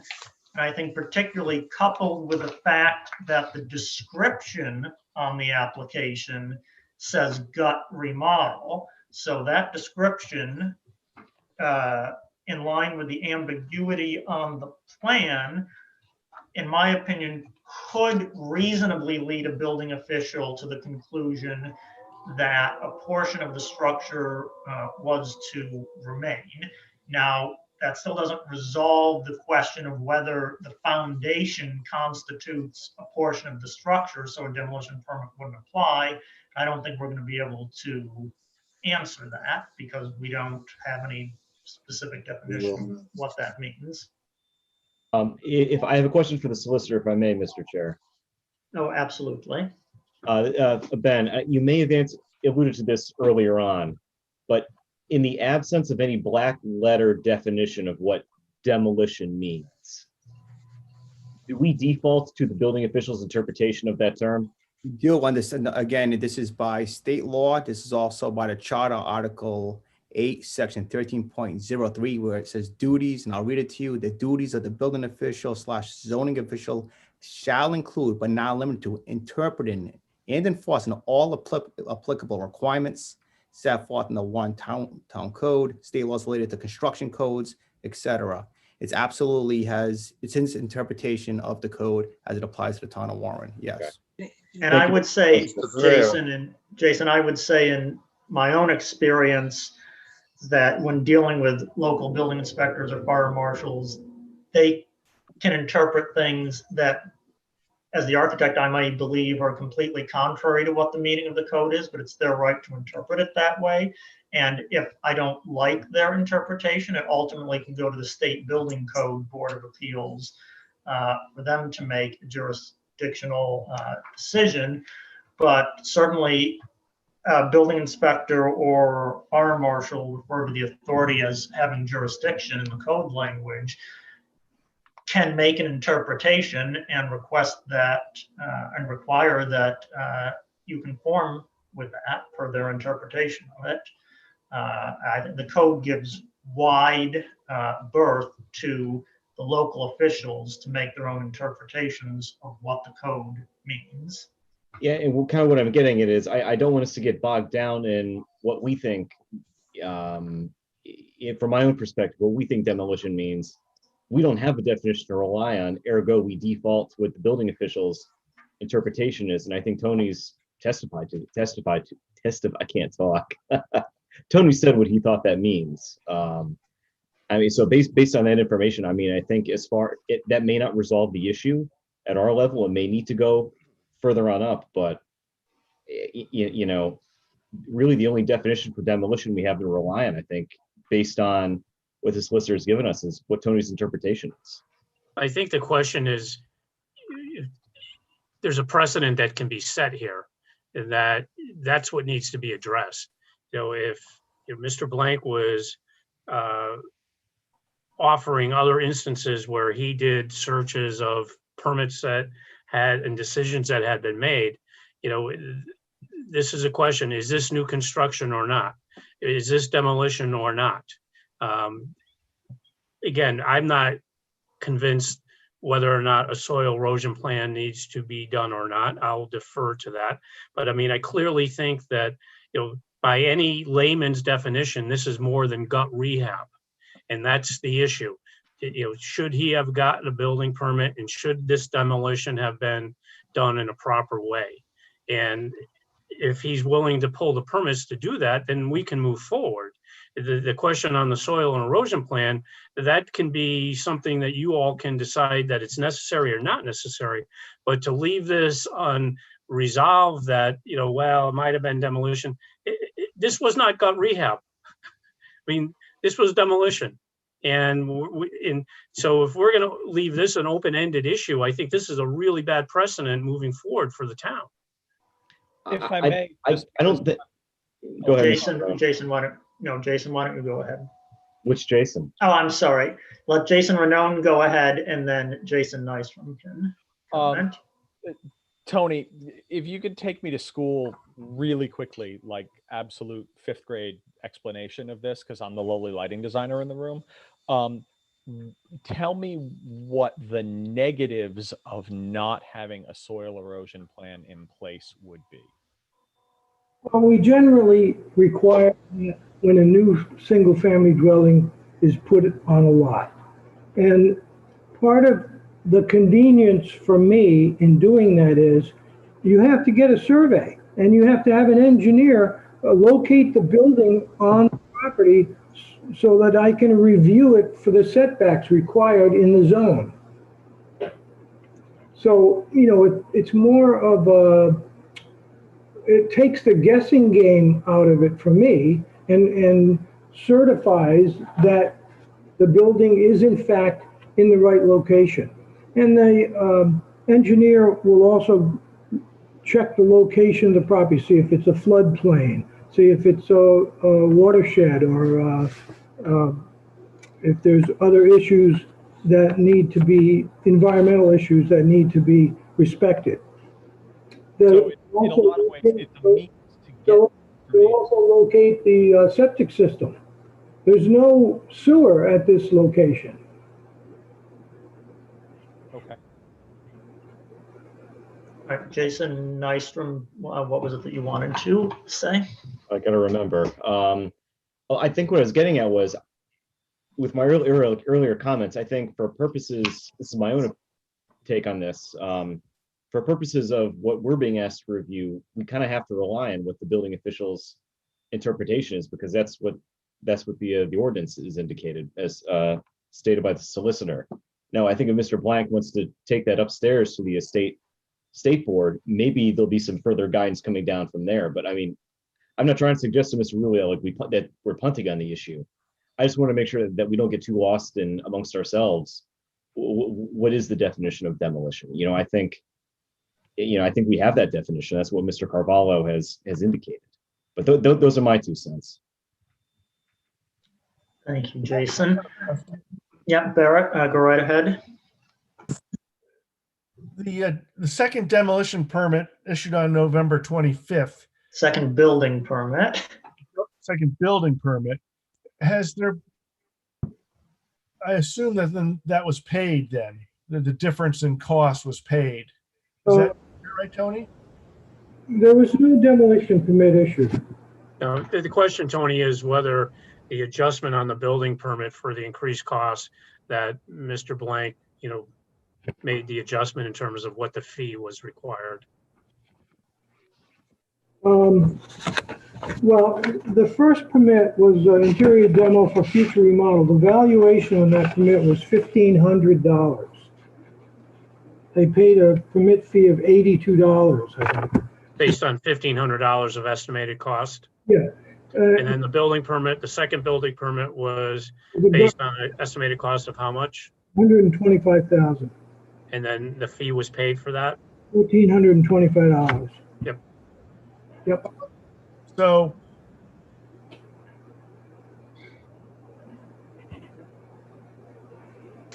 you said if he files for these permits, then we can move on. What are the big things? I mean, you got the demolition permit, a building permit. I hear what Tony is saying by getting a soil erosion thing, but on the other hand, the house is only a few feet bigger than the existing thing, and it's been there since 1949, I think is what 1953. I mean, I to your point, Barrett, I mean, I don't think there's any question that, no one is trying to prevent Mr. Blank from building this house. It's, no different in the historic district. If somebody says, you know what, I'm just going to rip the siding off, put aluminum siding on, then I'll come to you after the fact and ask you if that's okay.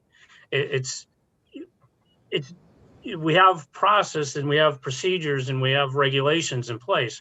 We just ask that people follow those. Mr. Blank, chose to interpret these his own way. He became a lawyer and, citing case law from other jurisdictions.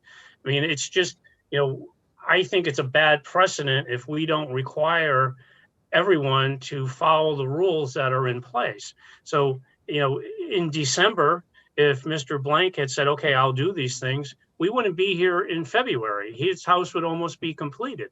He chose to fight this and question the authority that the building official had to say, we need these things. That's what this is about. This is not about him not being able to build his house. Yeah, hold up.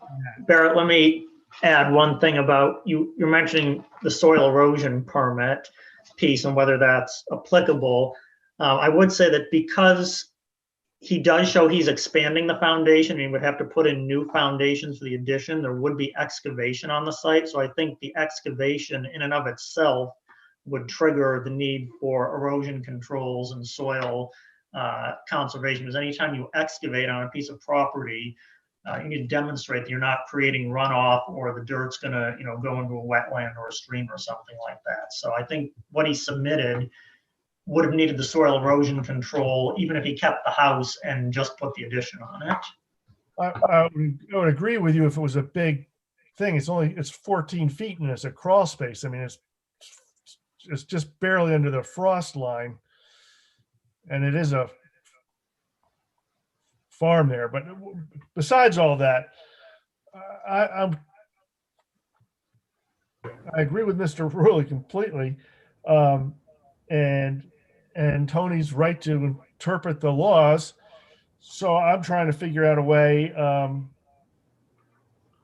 what are the next steps that Mr. Blank can follow here? And if we can reduce steps, like, it seems to me that it's a small house, the asbestos has been gone.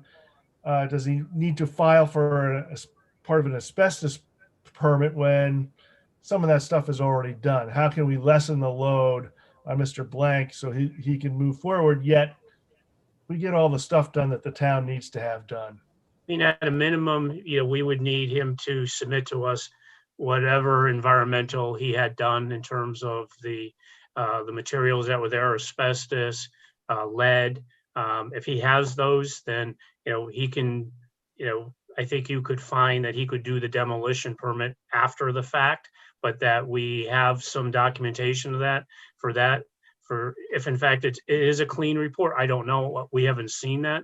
If it's not a clean report, then we need to know where the material is going to go, that it's going to a properly licensed landfill that will accept those materials. I mean, that's part of it. I think that, not calling it a renovation and adjusting the building permit to say that it's new construction, it would be appropriate, that it's not gut rehab. I tend to agree with you, Mr. Holby, that my only concern with the on-site wastewater treatment is that if that's the original septic system when that house was constructed in 1953, and if they're adding any bedrooms, that might need an upgrade. That can be inspected. There's no cost to Mr. Blank to have that be inspected. But I think, if he had just agreed to check the boxes that Mr. Cavallo had suggested that he checked back in December, again, we wouldn't be here. But I don't have any evidence. I haven't seen the environmental. I'd like to see that.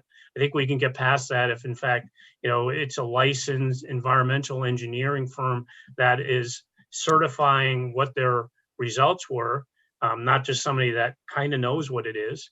It's not uncommon in homes of that age that you would have had hardwood floors in the common areas. Typically in the kitchens and the bathrooms, you would have had some kind of linoleum tile that would have had some kind of asbestos tar that would have adhered to that, or the tiles themselves, if they were 12 by 12, they would have been asbestos. I don't know that. I mean, so I would want to see that. But I think there's a path forward for Mr. Blank. Well, I think I'd like to ask a few questions of Mr. Blank and hear from him as to what he may be amenable to. So Mr. Blank, having heard everything that has been discussed here, would you be amenable to submitting the environmental reports that you've had done to this point? As far as that, I've had no argument against it, and it's documented that I've had no argument against it. Tony has never asked me for it until the end of December. I went and got it.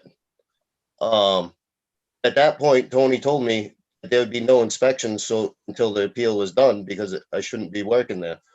All right, so if I didn't submit anything further to him at that point. Okay, but you're perfectly willing to submit the documentation that has been done. Yeah, I have it in my email. I can have it for you guys tomorrow morning. I have to go to the Rhode Island Health Department. We don't. Oh, no.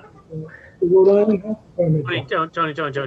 Hold on. I just want to get a sense of what he's willing to do. You're willing to produce the documentation to whatever agency needs to review it. Is that correct? Yes, whatever he requests. He has the right by general law, by building code, request any administrative procedure from any Department of Health, that's what's going to be the asbestos mitigation. I'm not arguing that. That's within his right. Fine. To request. you will submit so you'd be agreeable to submit documentation that you've already procured about the environmental conditions. Would you be willing to have a further environmental assessment to determine if any of the materials that were removed and are stored on the site have contributed any contamination to the site? Like what type of? Well, you have a pile of wood and debris there. Is that correct from what we see in the pictures? Yes. So if any of that material contained lead or asbestos fragments, you dump them onto the site, now that's potentially in the ground underneath that pile. You don't have documentation to say that it doesn't have it. You had some samples taken inside the building, correct? Yeah, the debris itself, he took it through the piles of what's there on site. So the environmental consultant took samples from the pile of debris. And he sent it to a lab. So he told me, he looked at it and said, I'll tell you 100% right now, nothing's asbestos. But do you have that in a written report? I do have it in a written report. Okay. And I have the lab results as well. He took 3 samples, one of the insulation, one of the sheetrock, one of the roofing materials. And right when he showed up, he looked at the material and he said, nothing's asbestos here. I said, yeah, the floors were wood, ceilings, Okay. the walls were wood. Did he also test for lead hazard on the materials? I haven't been requested for that. Tony didn't request that. So if that were to be a condition, I don't have a choice. It's law that I have to comply with that. Fine. So if it's requested that you test for lead hazard in addition to the asbestos, you're fine with that? Yes. All right. So the other issue here, so there's there's several issues cited here. We've got the issue of the demolition permit. So can you explain what is your aversion to getting a demolition permit based on the building official's right to interpret what the meaning of demolition is? Right. So this is in state building code, the appeals board. This is the meeting that we're at right now. The purpose of this board is to determine whether or not that the building inspector interpreted it to its true intent. So it's not taking Mr. Cavallo's his interpretation and saying we're going to defer to that. You need to make a decision per the way that the appeals board section of Rhode Island general law is, whether or not he interpreted it to the true meaning, true intent of what that was for. And that's where my argument is, that intent was to have, if it was removed from tax roll and the building no longer exists, that was the only point. Mr. We've been through that. Mr. Blank, I mean, I think you're in thin ice suggesting, your interpretation of general laws in the building code, without. It says it exactly. That's your interpretation, and I don't want to debate that. I'm not saying you're right or you're wrong. We're trying to find a path forward. It seems to me that a continuation of this hearing is going to be required because there's certain information that you need to still provide. So are you in agreement that whatever environmental information you have in testing that you will provide to Mr. Cavallo and myself? Yes. Okay, so then we're going to move on. Mr. Ellis can continue with his other request. All right, so I think we've covered the environmental testing that you're willing to provide that. The question on determining whether a demolition permit is required, this board, given the lack of a definition in the building code, the residential building code, which is the governing document here, since there is no statutory definition of demolition, it's not for this board to substitute our judgment of what demolition is for what the building official's interpretation of demolition is.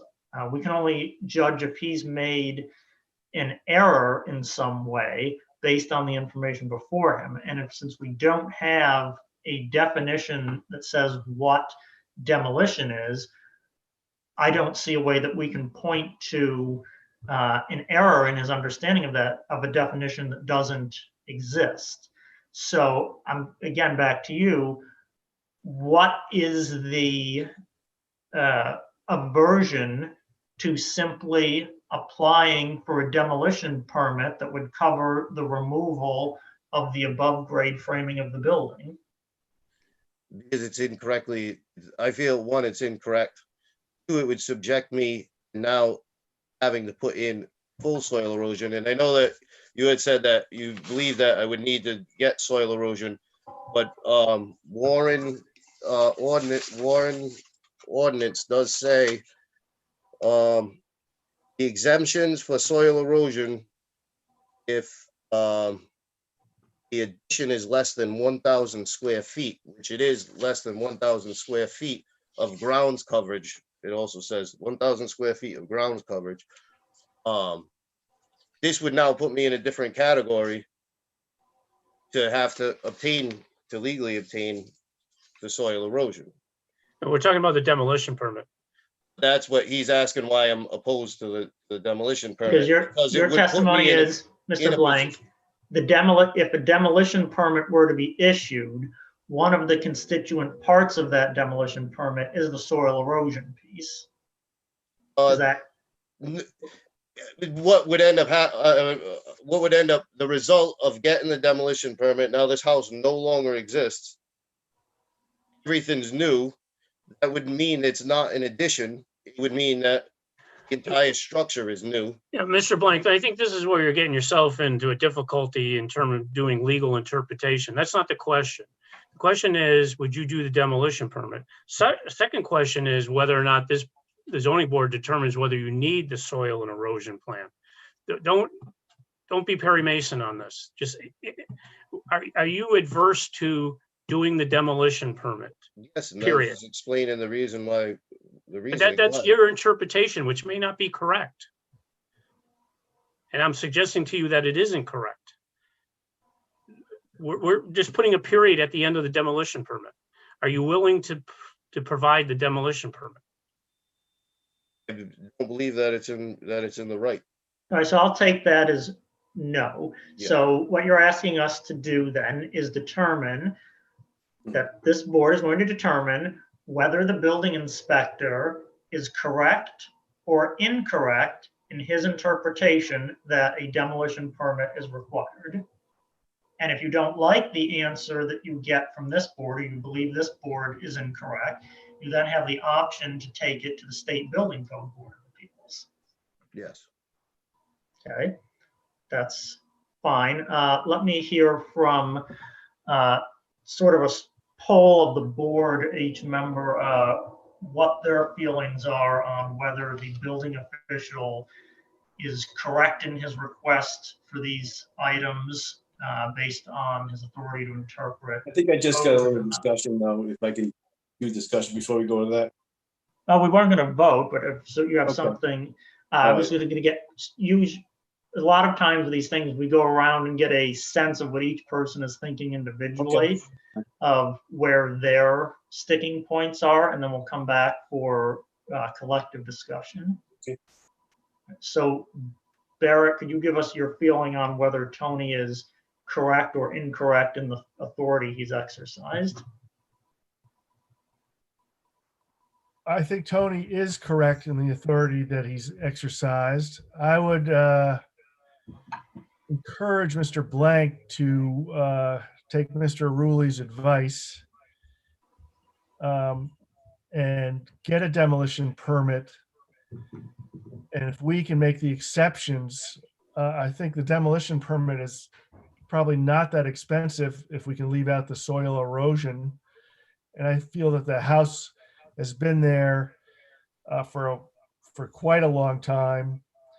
And I don't see Mr. Blank changing any of the soil. I know it's a muddy mess at the moment, but some hay bales, quick hay bales could fix all that. And since Mr. Blank is going to live at that house, I don't think he's going to do anything that will ruin his property. I think the property, the thing that he wants to build will improve the property. So I would get the demolition permit and the proper building permit to build what he wants to build and move on. And I wish we could, I know where he sort of gave us, no, I don't agree with Mr. Carvalho's definition, so therefore I'm going to take the next step. But I think for all the costs involved, time is money, I would follow the lead on what I just suggested. Get the most inexpensive demolition permit we can give him, get that cleaned up with the asbestos in the documents that he does have for what was there is a very small, tiny house, and get the building permit for the house. It sounds, when we think of houses, $150,000, that's very cheap, but Mr. Blank is doing all the work himself. It is his house, and the house that he's going to put there is going to be, he's going to have a lot of sweat equity in the house. If we were to have it built, yeah, it would be more money, but that's not the point. So those are my general feelings, and Andrew, I see where you are trying to put it, but before we vote on this, I think we ought to give Mr. Blank one last chance to see if it'll come around a little bit more. That's all. Okay, thank you. Jason Renone, I hope you were able where are to- you? Jason Renone, where are you at with this? Generally speaking, I think I'm in agreement with Barrett. For the most part, in the absence of a specific definition, I think Tony's requirement for demolition permit is absolutely valid. It is both his position, his job, and his right to interpret the definition of demolition however he feels is appropriate. In my personal opinion, the house is missing. It was demolished. And I think along with removing that portion of the structure, I think from a simple common sense standpoint, having the checklist associated with that demolition permit filled out to ensure that all of the safety procedures and the boxes that have to happen to make sure that an uninformed electrical contractor doesn't walk onto the site and hit a live wire because it wasn't terminated or capped properly when the structure was removed. Knowing that those boxes have been checked makes perfect sense to me. That's been done as well. I have that letter. Nonetheless, in the reality of the situation, I certainly think that there is probably leeway to be found in whether or not a full-blown soil erosion plan is necessary. We've heard from Tony saying that essentially it functions as a means to an end, to get the site plan and the amenities locations on the site that allow him to better evaluate how the project is going to go. I completely agree with Barrett. Mr. Blank is going to live at this property. He has no vested interest in destroying it before he sells it to somebody else. He wants to be there. So it's in his best interest to take care of the property itself. So I do think that there is validity in believing that there are ways to not have to worry about the soil erosion plan. I believe that there are concerns that Mr. Blank has voiced about needing construction entrances and things of that nature, that in a good two-way dialogue with the building department, those other aspects that may or may not come along with a demolition permit can be waived under the circumstances because we all understand what's going on. To Mr. Rulli's point, I do think that there is a level on which this whole conversation has gone from a place of common sense to a place of sticking your feet in the ground and saying, I'm right and I'm sticking by that. And for a few $100s in permit fees, we're getting into a position where this conversation is just going around in circles. Thank you, Mr. Renone. Mr. Nystrom, what are your feelings? Thank you, Mr. Chair. I think I'm in agreement with Mr. Barrett, with Mr. Holvey. I do agree that I believe Carvalho's interpretation of demolition is what we are bound to. In the absence of a black letter definition, what his determination is I think what it is. I certainly do not think that we want to reward behavior of acting and then asking for forgiveness later. But based on the representations made by Mr. Blanc, it does sound like that several studies were done that may alleviate a lot of the concerns, but for whatever reason, we're not shared.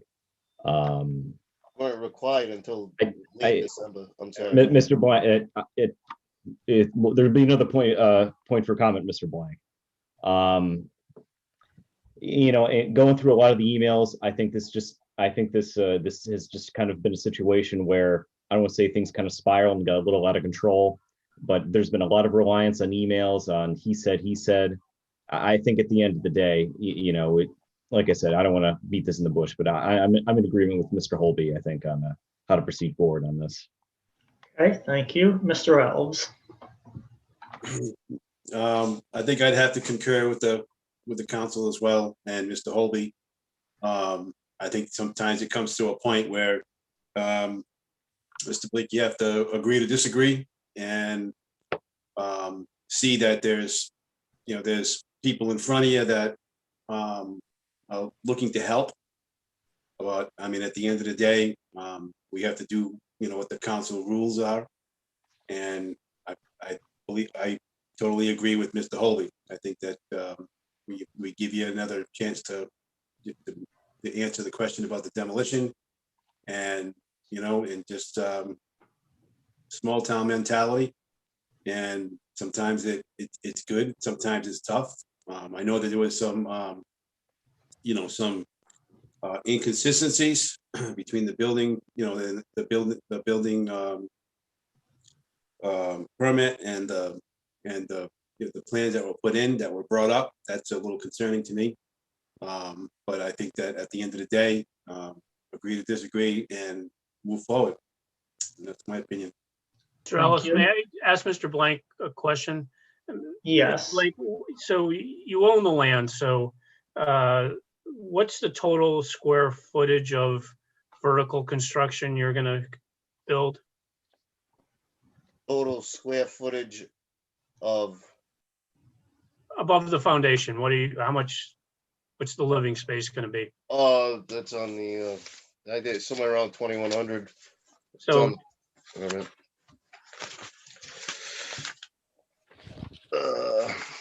think it's 2,078.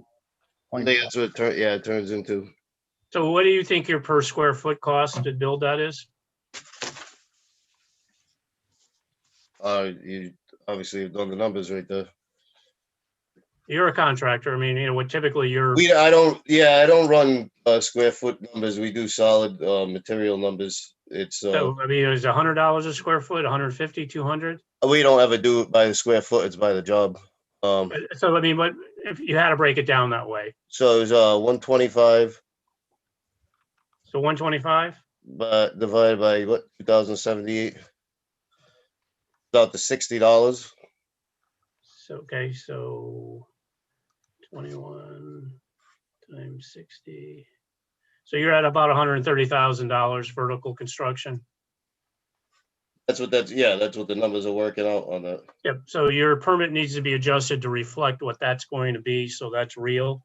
The 60 seems low to me, but I think, because you're doing some of that yourself, your labor costs can be reduced. But I mean, again, I think, the direction that this board is trying to tell you is do the demolition permit, adjust the building permit, and you can continue to go forward. But, $60, I mean, if you can build a house for $60 a square foot minus the land cost, I might have a project for you. Because I mean, I'm just. Without labor though as well, but 60 times 2,078 is 124,680, which is. Yeah, I mean, I'm just saying $20 less than what I anticipated. Yeah, I mean, I've done a lot of housing all over the country. I mean, $60 a foot for vertical construction, that's pretty damn good. Zero labor. Well, that's what but there's a value to your labor, but even so, I mean, again, I think this board is trying to implore you to not dig into the sand so deep that you're not seeing the clearing through the forest. All right, and I want to, Mr. Blank, I'm going to come back to you lastly, but I want to go to Tony for a moment. Tony, would you be amenable to what we've discussed, that if Mr. Blank is willing to submit to you the environmental report about the asbestos and any additional environmental testing necessary to confirm lead hazards. Would you accept that documentation? Just that one point. Yes, I need the asbestos abatement approved by Rhode Island Health Department, and also it needs a septic system approved by DEM. There's no septic, no sewer on the site. Okay, all right, hold on, hold just a minute. I'm going to come back to the sewer. So the environmental testing, that would satisfy you, Tony, if he submits the environmental testing to DEM and what's required there. Are you, with regard to the soil erosion piece, so long as he satisfies DEM requirements with regard to the site conditions, is it a necessity that he submit, in your opinion, the full town of Warren required soil erosion control study? Well, I could live without it, provided I had at least a current survey that showed location of the house. Mr. Ellis, I mean, yes. I'd also like to mention something. Yes.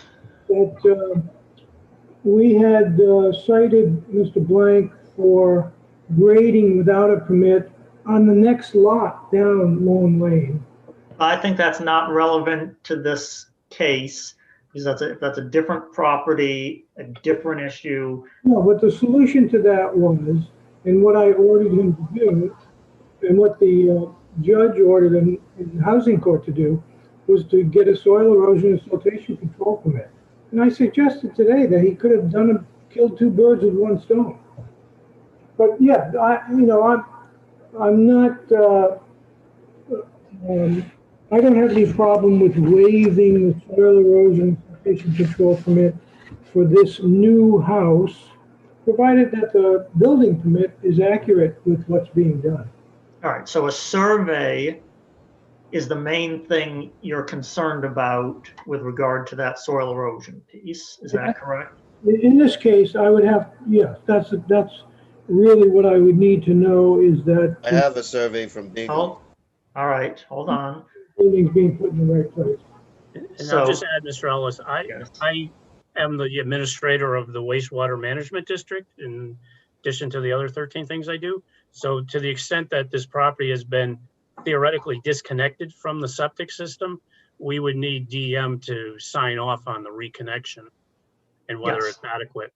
Yeah, so Mr. Blank, I was going to ask you, I was going to ask you, whatever is required by DEM with regard to the site, erosion, contaminants, the septic, anything that's in DEM's purview, are you willing to answer those tasks and provide the documented information to DEM? What's in their purview, yeah. As far as the septic, we have plans. I've talked to Mr. Rulli through email about it, to put a forced main from that house, Katy Drive, along the shoulder. I've talked to the sewer department.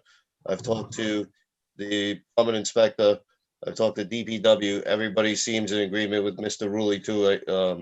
It was all through email with Mr. Rulli. You can go back and look through them, run that line instead of putting a new septic there. Get it onto the town sewer. And I'm hoping to pick up two houses at the same time along. We've had a conceptual conversation. Yes. About. I have the engineering now for that too. Okay, so you would, Mr. Blank, you'd be willing. We haven't seen any plans. That's all right. Hold on, Mr. Rulli. Mr. Blank. So you're willing to submit a sewage disposal plan for the property, whether it's connecting to an existing sewer system or doing a new septic. You're willing to submit some engineered documentation about sewage disposal. Yes. And it will be reviewed and accepted or rejected by the town. Yes. Okay, so I think we've got the sewage under control. You said you have a site survey? We have a site survey, yes. And you're willing to submit? That's where the plot, and that's where the plot plan came from, where the building's sitting directly off of that. It's actually in town record. It's you have that survey from a subdivision of that property. All right, so if Town the hall. existing survey that's on file is deemed not to be adequate, would you be willing to get a current survey done of the property?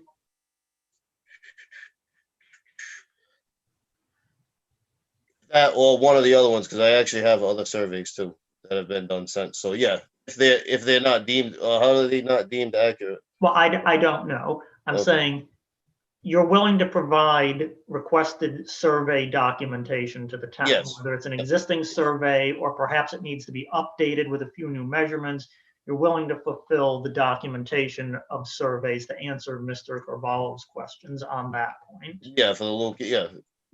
I have several of them, so yeah, they should be good. If not, whatever, yeah. To the extent that you've enlarged the foundation, at a minimum, the most current survey is going to need to be updated to reflect that dimensional increase.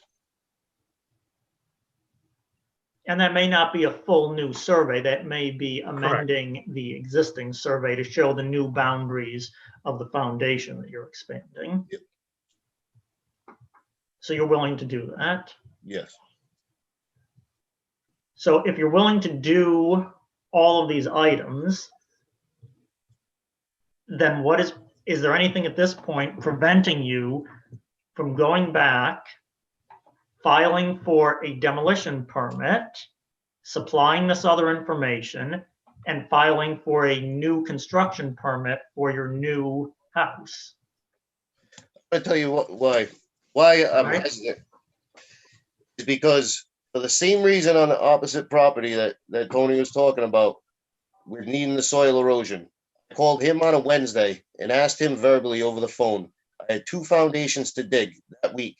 I said, can I bring that dirt there and dump it there? He said, yeah, no problem. On Monday of the following week, after I had already dumped 1,000 yards of fill there, he called me and said no. And he flip-flopped. No consistency here with this guy. That's one. Now he gives me a building permit, flip-flops, and tries to make it look like we didn't have a conversation where I told him every single thing that was going to happen to this house. We had conversations about just the foundation being remaining. Now he's flip-flopping. And at the end of the day, ends up costing me more money out of my pocket because he's being completely inconsistent. We're building permits. There's a history of building permits in this building department that define demolition completely different in his interpretation of it. The document, this is a precedence.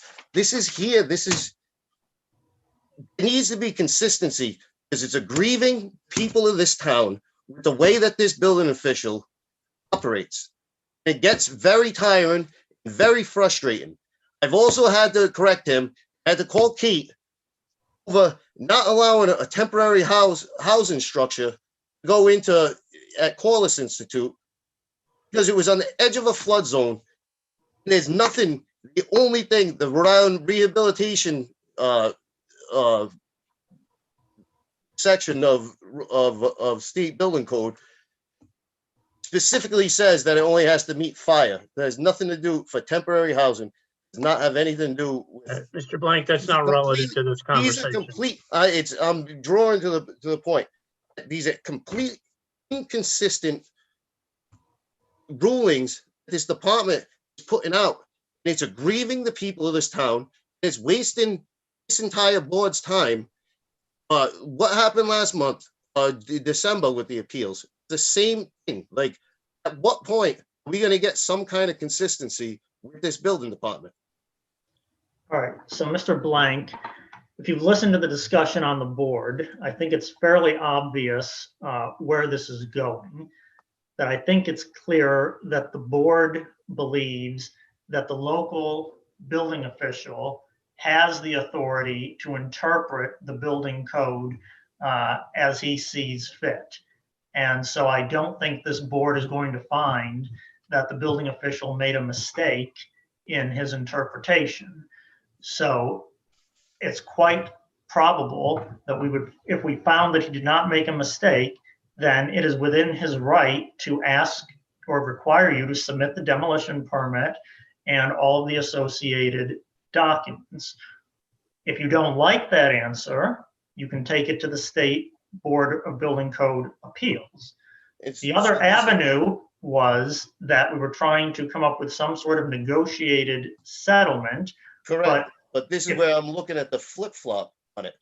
That he says he's gonna do this now, and then Monday morning, we turn around, and now I need a soil erosion permit on this job. Well, Because I there's no think- consistency.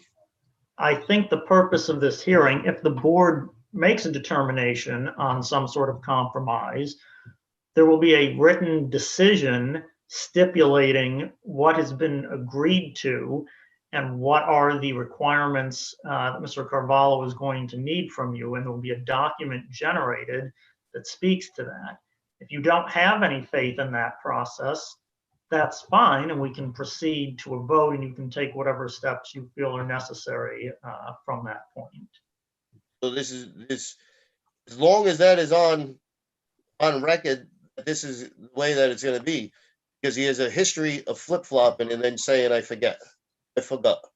I don't remember. Mr. saying Blank, if you look on your screen, you see that there's a young lady from J Mill Court reporting that this is a trier of fact. This board has the same authority as a court of law. So everything that is decided here and discussed here is testimony and can be entered into the record of a court case. So when Mr. Allo says that what he's offering you, this is not that Mr. Cavallo or anyone else is going to be able to turn around and say something different. This is on the record, and there's a transcript of this hearing that could be entered into a court of law if necessary. So I just want you to understand that. Yeah, as long as that what we're discussing now is written in this. I just said that. So yeah, just I'm shake all- your head and say yes, yeah. you understand. I'm okay with it. Okay, thank you. But I'm hearing, my concerns for the taxpayers. and Your stuff. concerns have been heard and they're on the record. Thank you. So again, let me come back to you, Mr. Blank.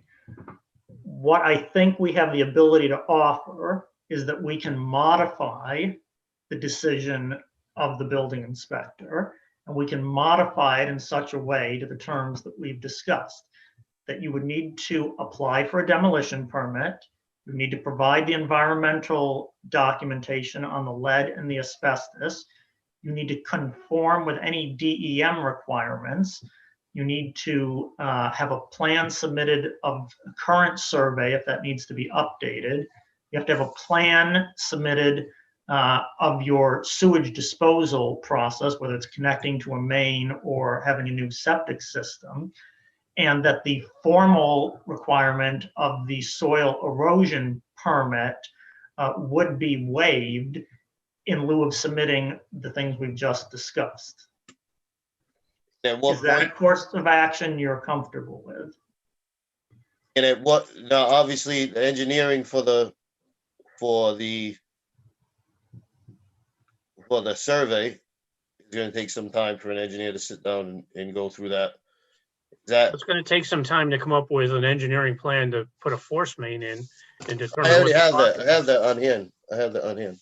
Yeah, So is your concern, you want to keep working on your house while this documentation is in So the lifting of the cease and desist, till the items that can't be immediately done, pursuing good faith, you know what I mean? I've got that. Tony, is that something that is possible, that if he agrees to a modification of these points to provide the information that we are requiring, would you be able to lift the cease and desist so we can continue working on his project while he is accumulating these documents, such that if he was not to submit these documents, then you could refuse to issue a certificate of occupancy and prevent him from using the project until he submits this documentation? No problem. Okay, so you've heard that Mr. Carvalho is willing to let you continue to construct your project while you are putting together the documentation that's going to be required. And if you don't submit the documentation, then when it comes time for a certificate of occupancy, you will be denied for that. Right. And you're accepting that is a reasonable plan for you. Yes. All right, so. Ellis, I know that you're very detailed in your Yes. motion. I would just really require as much detail as possible, just in case this ends in litigation down the road in terms of what's, I know. I just want to make sure that, and both parties agree at the end, I would get an affirmation from both parties that they were in agreement. Yeah, and I think if I as chair can craft this motion, which is a little unusual, but Allowable. It's permissible. Lot of ifs. If I can craft this motion, and I think as we go along, each component of the motion, we can make sure that Mr. Blank and Mr. Carvalho are agreeing to the framework of each component as we go along. I think that would be beneficial. I agree. In addition to that, once you're ready to do that, just have a motion to conclude the hearing, and that allows for deliberations and the motion to be made. All right. Is there any other discussion from the board or any other points that Mr. Blank or Mr. Carvalho want to make before we move to the deliberation? One thing Mr. Yes. Rulli had said with his $60 a square foot, to readjust that valuation, it doesn't change the valuation. All right. I think we can come to the fees for the permit because you've already paid a fee for the second permit of some amount, correct? Yes. All right, so you've already paid that. Is it reasonable that that amount is credited towards the new construction permit? I think so, yeah. I mean, again, I'm not questioning. I'm just surprised that people can do things at $60 a square foot. Well, again, I think that's, it's up to the contractor to determine what the value of the project is. If he happens to get his materials from some supplier that has cut rate prices, it's not for us. There's no labor, that's the difference. But yeah, fine. So whatever the determined value of this new construction is, when you apply for your new construction permit, the price you've already paid will be credited towards that. Now, I'm assuming there's some fee associated with the demolition permit. Tony, is that correct? Yeah, demolition permits, Rhonda advises me, is typically about $150. It's just a fixed fee. Right. Fine. I mean, it's probably based on the cost, but it's not an exorbitant fee. Fine. So you can, when you apply for your demolition permit, you can pay the standard fee, whatever that formula is for the demolition permit. And for the new construction permit, you can submit an updated application, and that application will state what you represent the value of the project to be, whether it's 125, 130, whatever you decide that is. You'll be assessed the application fee based on that, and what you've already paid for the second permit will be credited to that. Is that reasonable, Mr. Blank? yes, I have one more question. Yes. What age is this house going to be on record, on land evidence record? Well, the way we're going, it could be 2022 at this point. I mean, it's not a 1953 house. It's been removed. So it's the assessor will make that determination, but most likely he's going to assess it at whatever time that the building inspector issues a certificate of occupancy as new construction. That's what you're applying for. So it's going to be new construction with portions of it from the well and the foundation. The foundation is a nominal portion of what the assessed value is. The majority of the assessed value is the vertical above.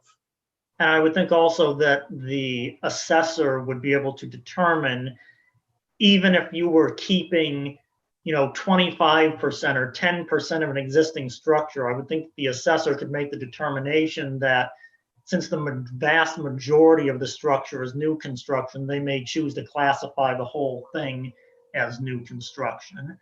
So I think that'll be up to the assessor. But I think the way it looks to me is that it's likely it will be classified as 2021 or 2022 as the date, of the current structure you're planning to build. All right. If the CO was issued before December 31st, I understand. Yeah, I understand that. So, sorry for interrupting, but I'm trying to just get through now, so. Fine. All right. Was there any other items before we move to the deliberation? Not, not hearing any. Would someone like to make a motion to close the testimony portion?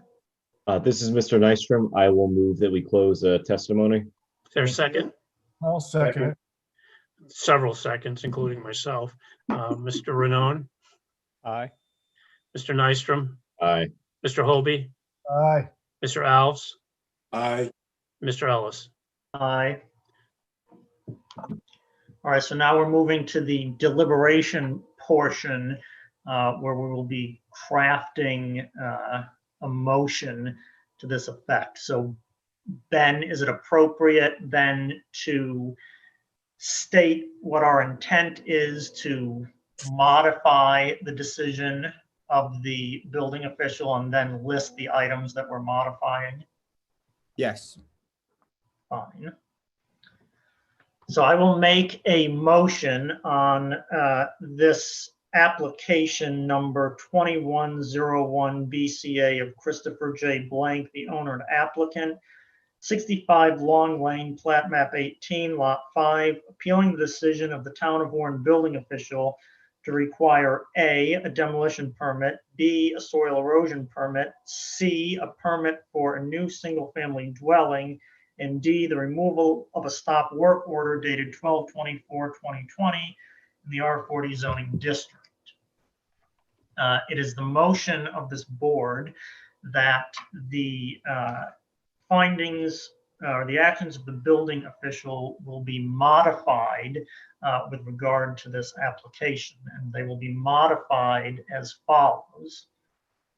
Firstly, the applicant will be required to file a demolition permit with the town of Warren and pay the associated demolition permit fee. On that piece, Mr. Blank, Mr. Carvalho, is that clear on that piece? Yes. Great.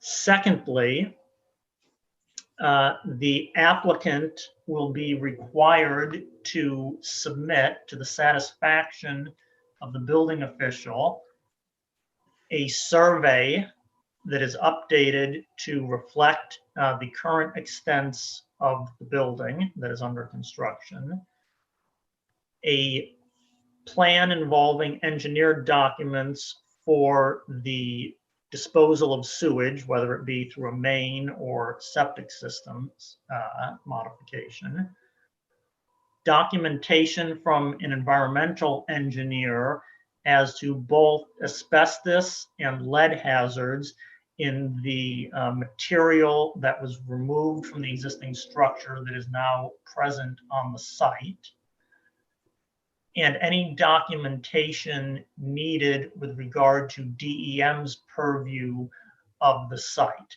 This will be in lieu of the town's soil erosion permit process. Are you both in agreement with that piece? Can you explain the DEM, say that That any DEM requirements, such as information on the septic system, wetlands, anything that is necessitated by DEM, you will submit those documents to DEM. So would that be by letter if there's none from DEM would be required? You're going to need to have a permit. You've disconnected the septic system from the structure. So you're going to need them to give you either some kind of notification that you can reconnect that, or you're going to have to get a new permit for a new system. And we don't have any control over that. You're going to have to get that from DEM. And so whatever they were, that septic system, for all intents and purposes, if that's the original septic system from 1953, that's probably not going to be suitable. Yeah, and so they're going to require an abandonment plan, how you're going to deal with the existing septic, what you're going to do for either a new septic or your new main connecting to the street.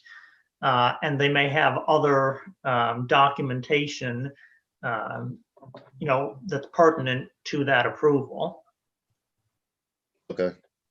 So you're going to need to submit either whatever they're requiring to get that, because you're going to need those permits and anything related to it. Or if for some reason they have no requirements, then you need to obtain a letter from them stating that there are no additional requirements. You need to give that to Mr. Carvalho to document that you've gone through the process of DEM. Okay. Is that clear? Yes. Tony, will that satisfy you with regard to the environmental piece? Yes. Terrific.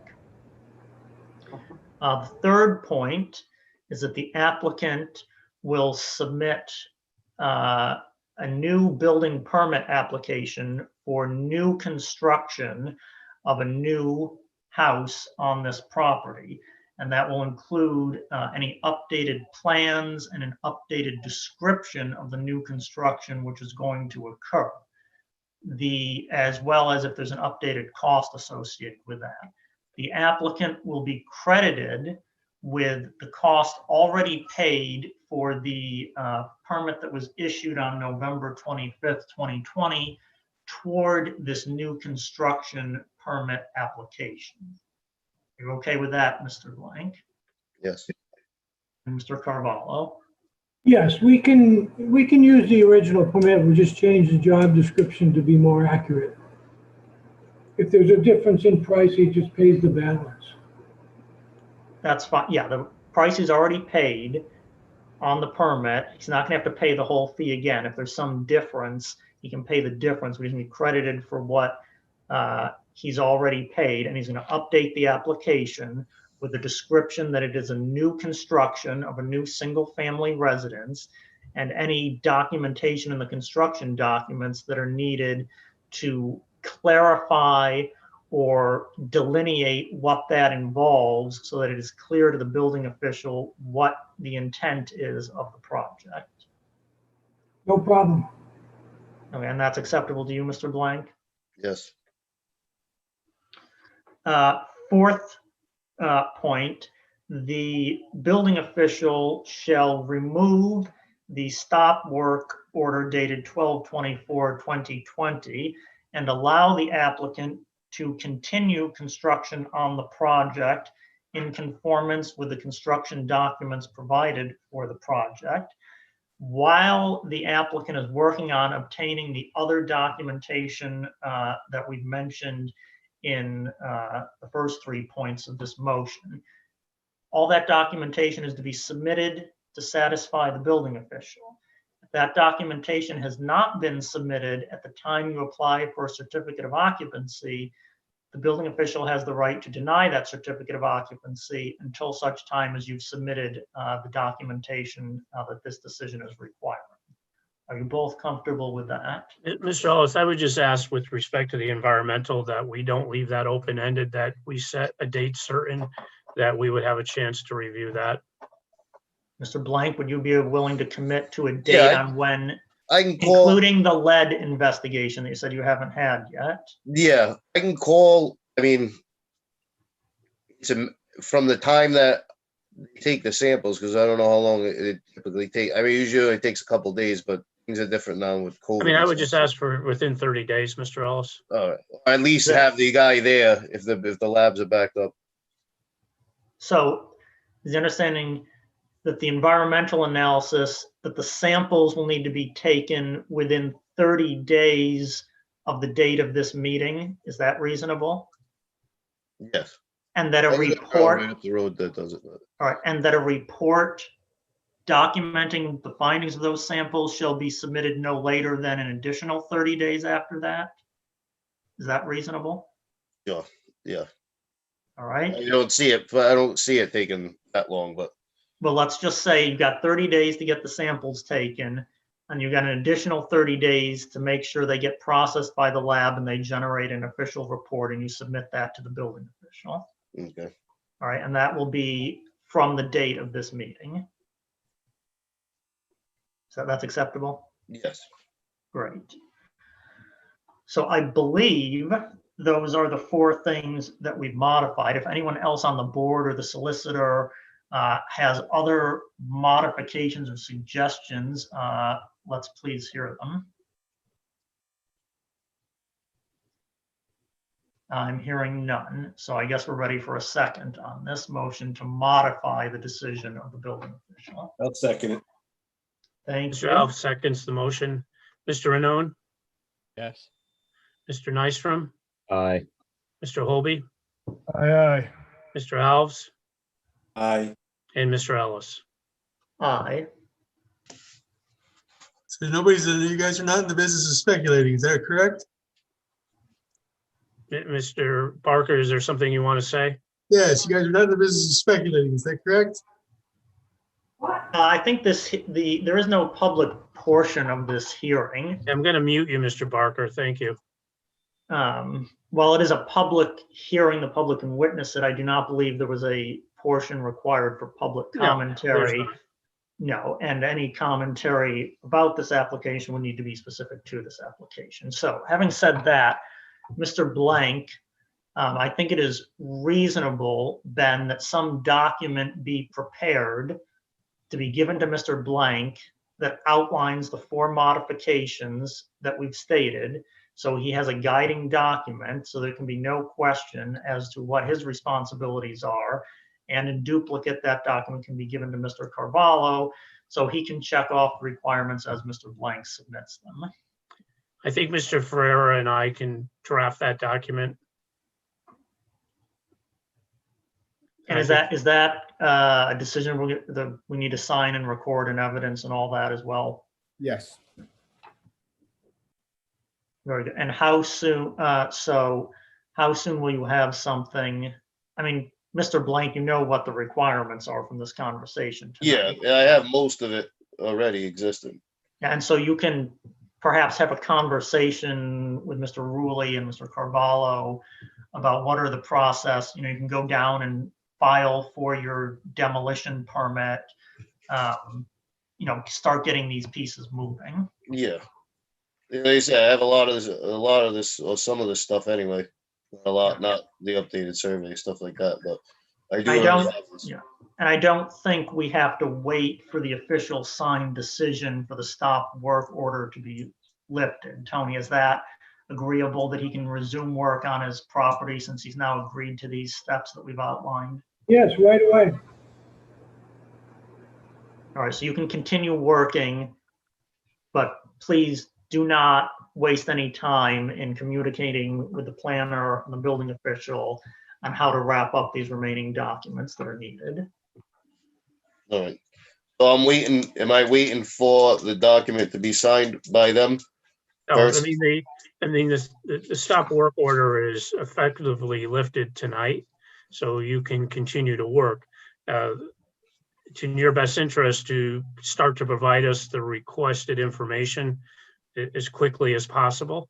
To the extent you don't, there's the possibility that another stop work order could be issued 60 days from now if we don't receive what is been requested. So But that's what Mr. Ellis had said that you had said you and Mr. Ferreira were going to work up.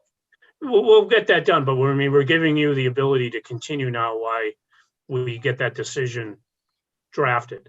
So But we're you not don't gonna have, hold you up don't have to unnecessarily. wait to go down and apply for a demolition. Yeah. Go there tomorrow. If you've already got the sewer system plan on what you're going to do with the sewer, then you can send that off to DEM and start that process. Any pieces of information that you've already got documented, you can give to Mr. Carvalho. So you don't have to start waiting for this. Any pieces you have can begin to be processed. Okay. Mr. Blank, this is the solicitor. When you have a chance, as soon as possible, can you just drop off those exhibits?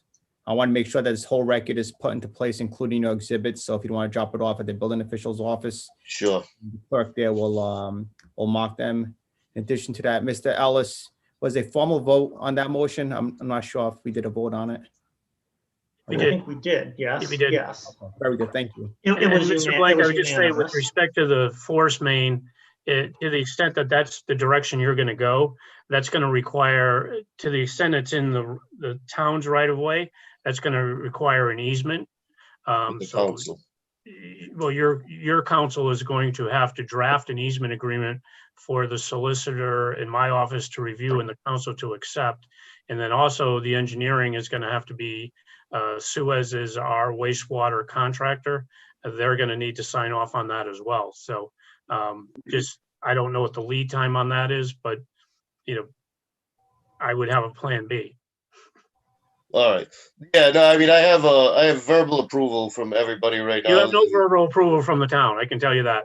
If the DPW director or somebody from Suez said you could do this, that's not worth anything. Oh, This that it's typical. So like if everything was engineered correctly and went through the right route. It's still, you need, it's the easement agreement has to be vetted, because if it's not entirely in the town right of way, because you're going to be responsible for repaving the road. Yeah, it's in the shoulder of the road, so. Well, Yeah, okay, so whatever's that's why we need to needed. see that. Yeah, so we just need to get that documentation going, and simultaneously, whatever's needed through DEM to abandon the existing septic system and whatever has to be done to that, you can start that simultaneously. Yep. But no one has the ability to give you verbal approval on sewer for anything. Well, it's saying that this was a feasible option if I follow through with the right motion. So I do have engineering for it right now. Obviously, it needs to be done prior to occupancy of the house. So Yep. That is something that's on the table for. I've met with other contractors to get prices on the excavation. Okay. Is And there a again, motion? whatever you do with that, again, excavation, if there are any DEM requirements with your new main, you need to follow through with them on that. Is there anything else, or God, please, yes, a motion to adjourn? Jason has his hands up. Yep, so is all in favor? That's, Aye. I think Barrett seconded that. Thank you, everyone. Thank you, board. We will see you for the March meeting. Congratulations, Andrew and Barrett. No, thank you very much. Is there any Take you to the executioner's chamber now. chance it will not be a Zoom meeting? Oh, I was going to ask that. Do we have any plans now that the numbers are coming down? What does it look like going forward? I think that there's a little bit of uncertainty between, you know, what the transition is going to be from Governor Raimondo to Governor McKee. You know, we've had this conversation with respect to even the council meetings. You know, the next might be a hybrid meeting. You know, I think it's 20 or 25 or less for meetings now. So we probably could get the zoning board and other boards in the same room, depending what the agenda looks like and how we treat applicants and witnesses. So, I mean, I'm certainly hoping that we're going to start to have in-person meetings sooner than later.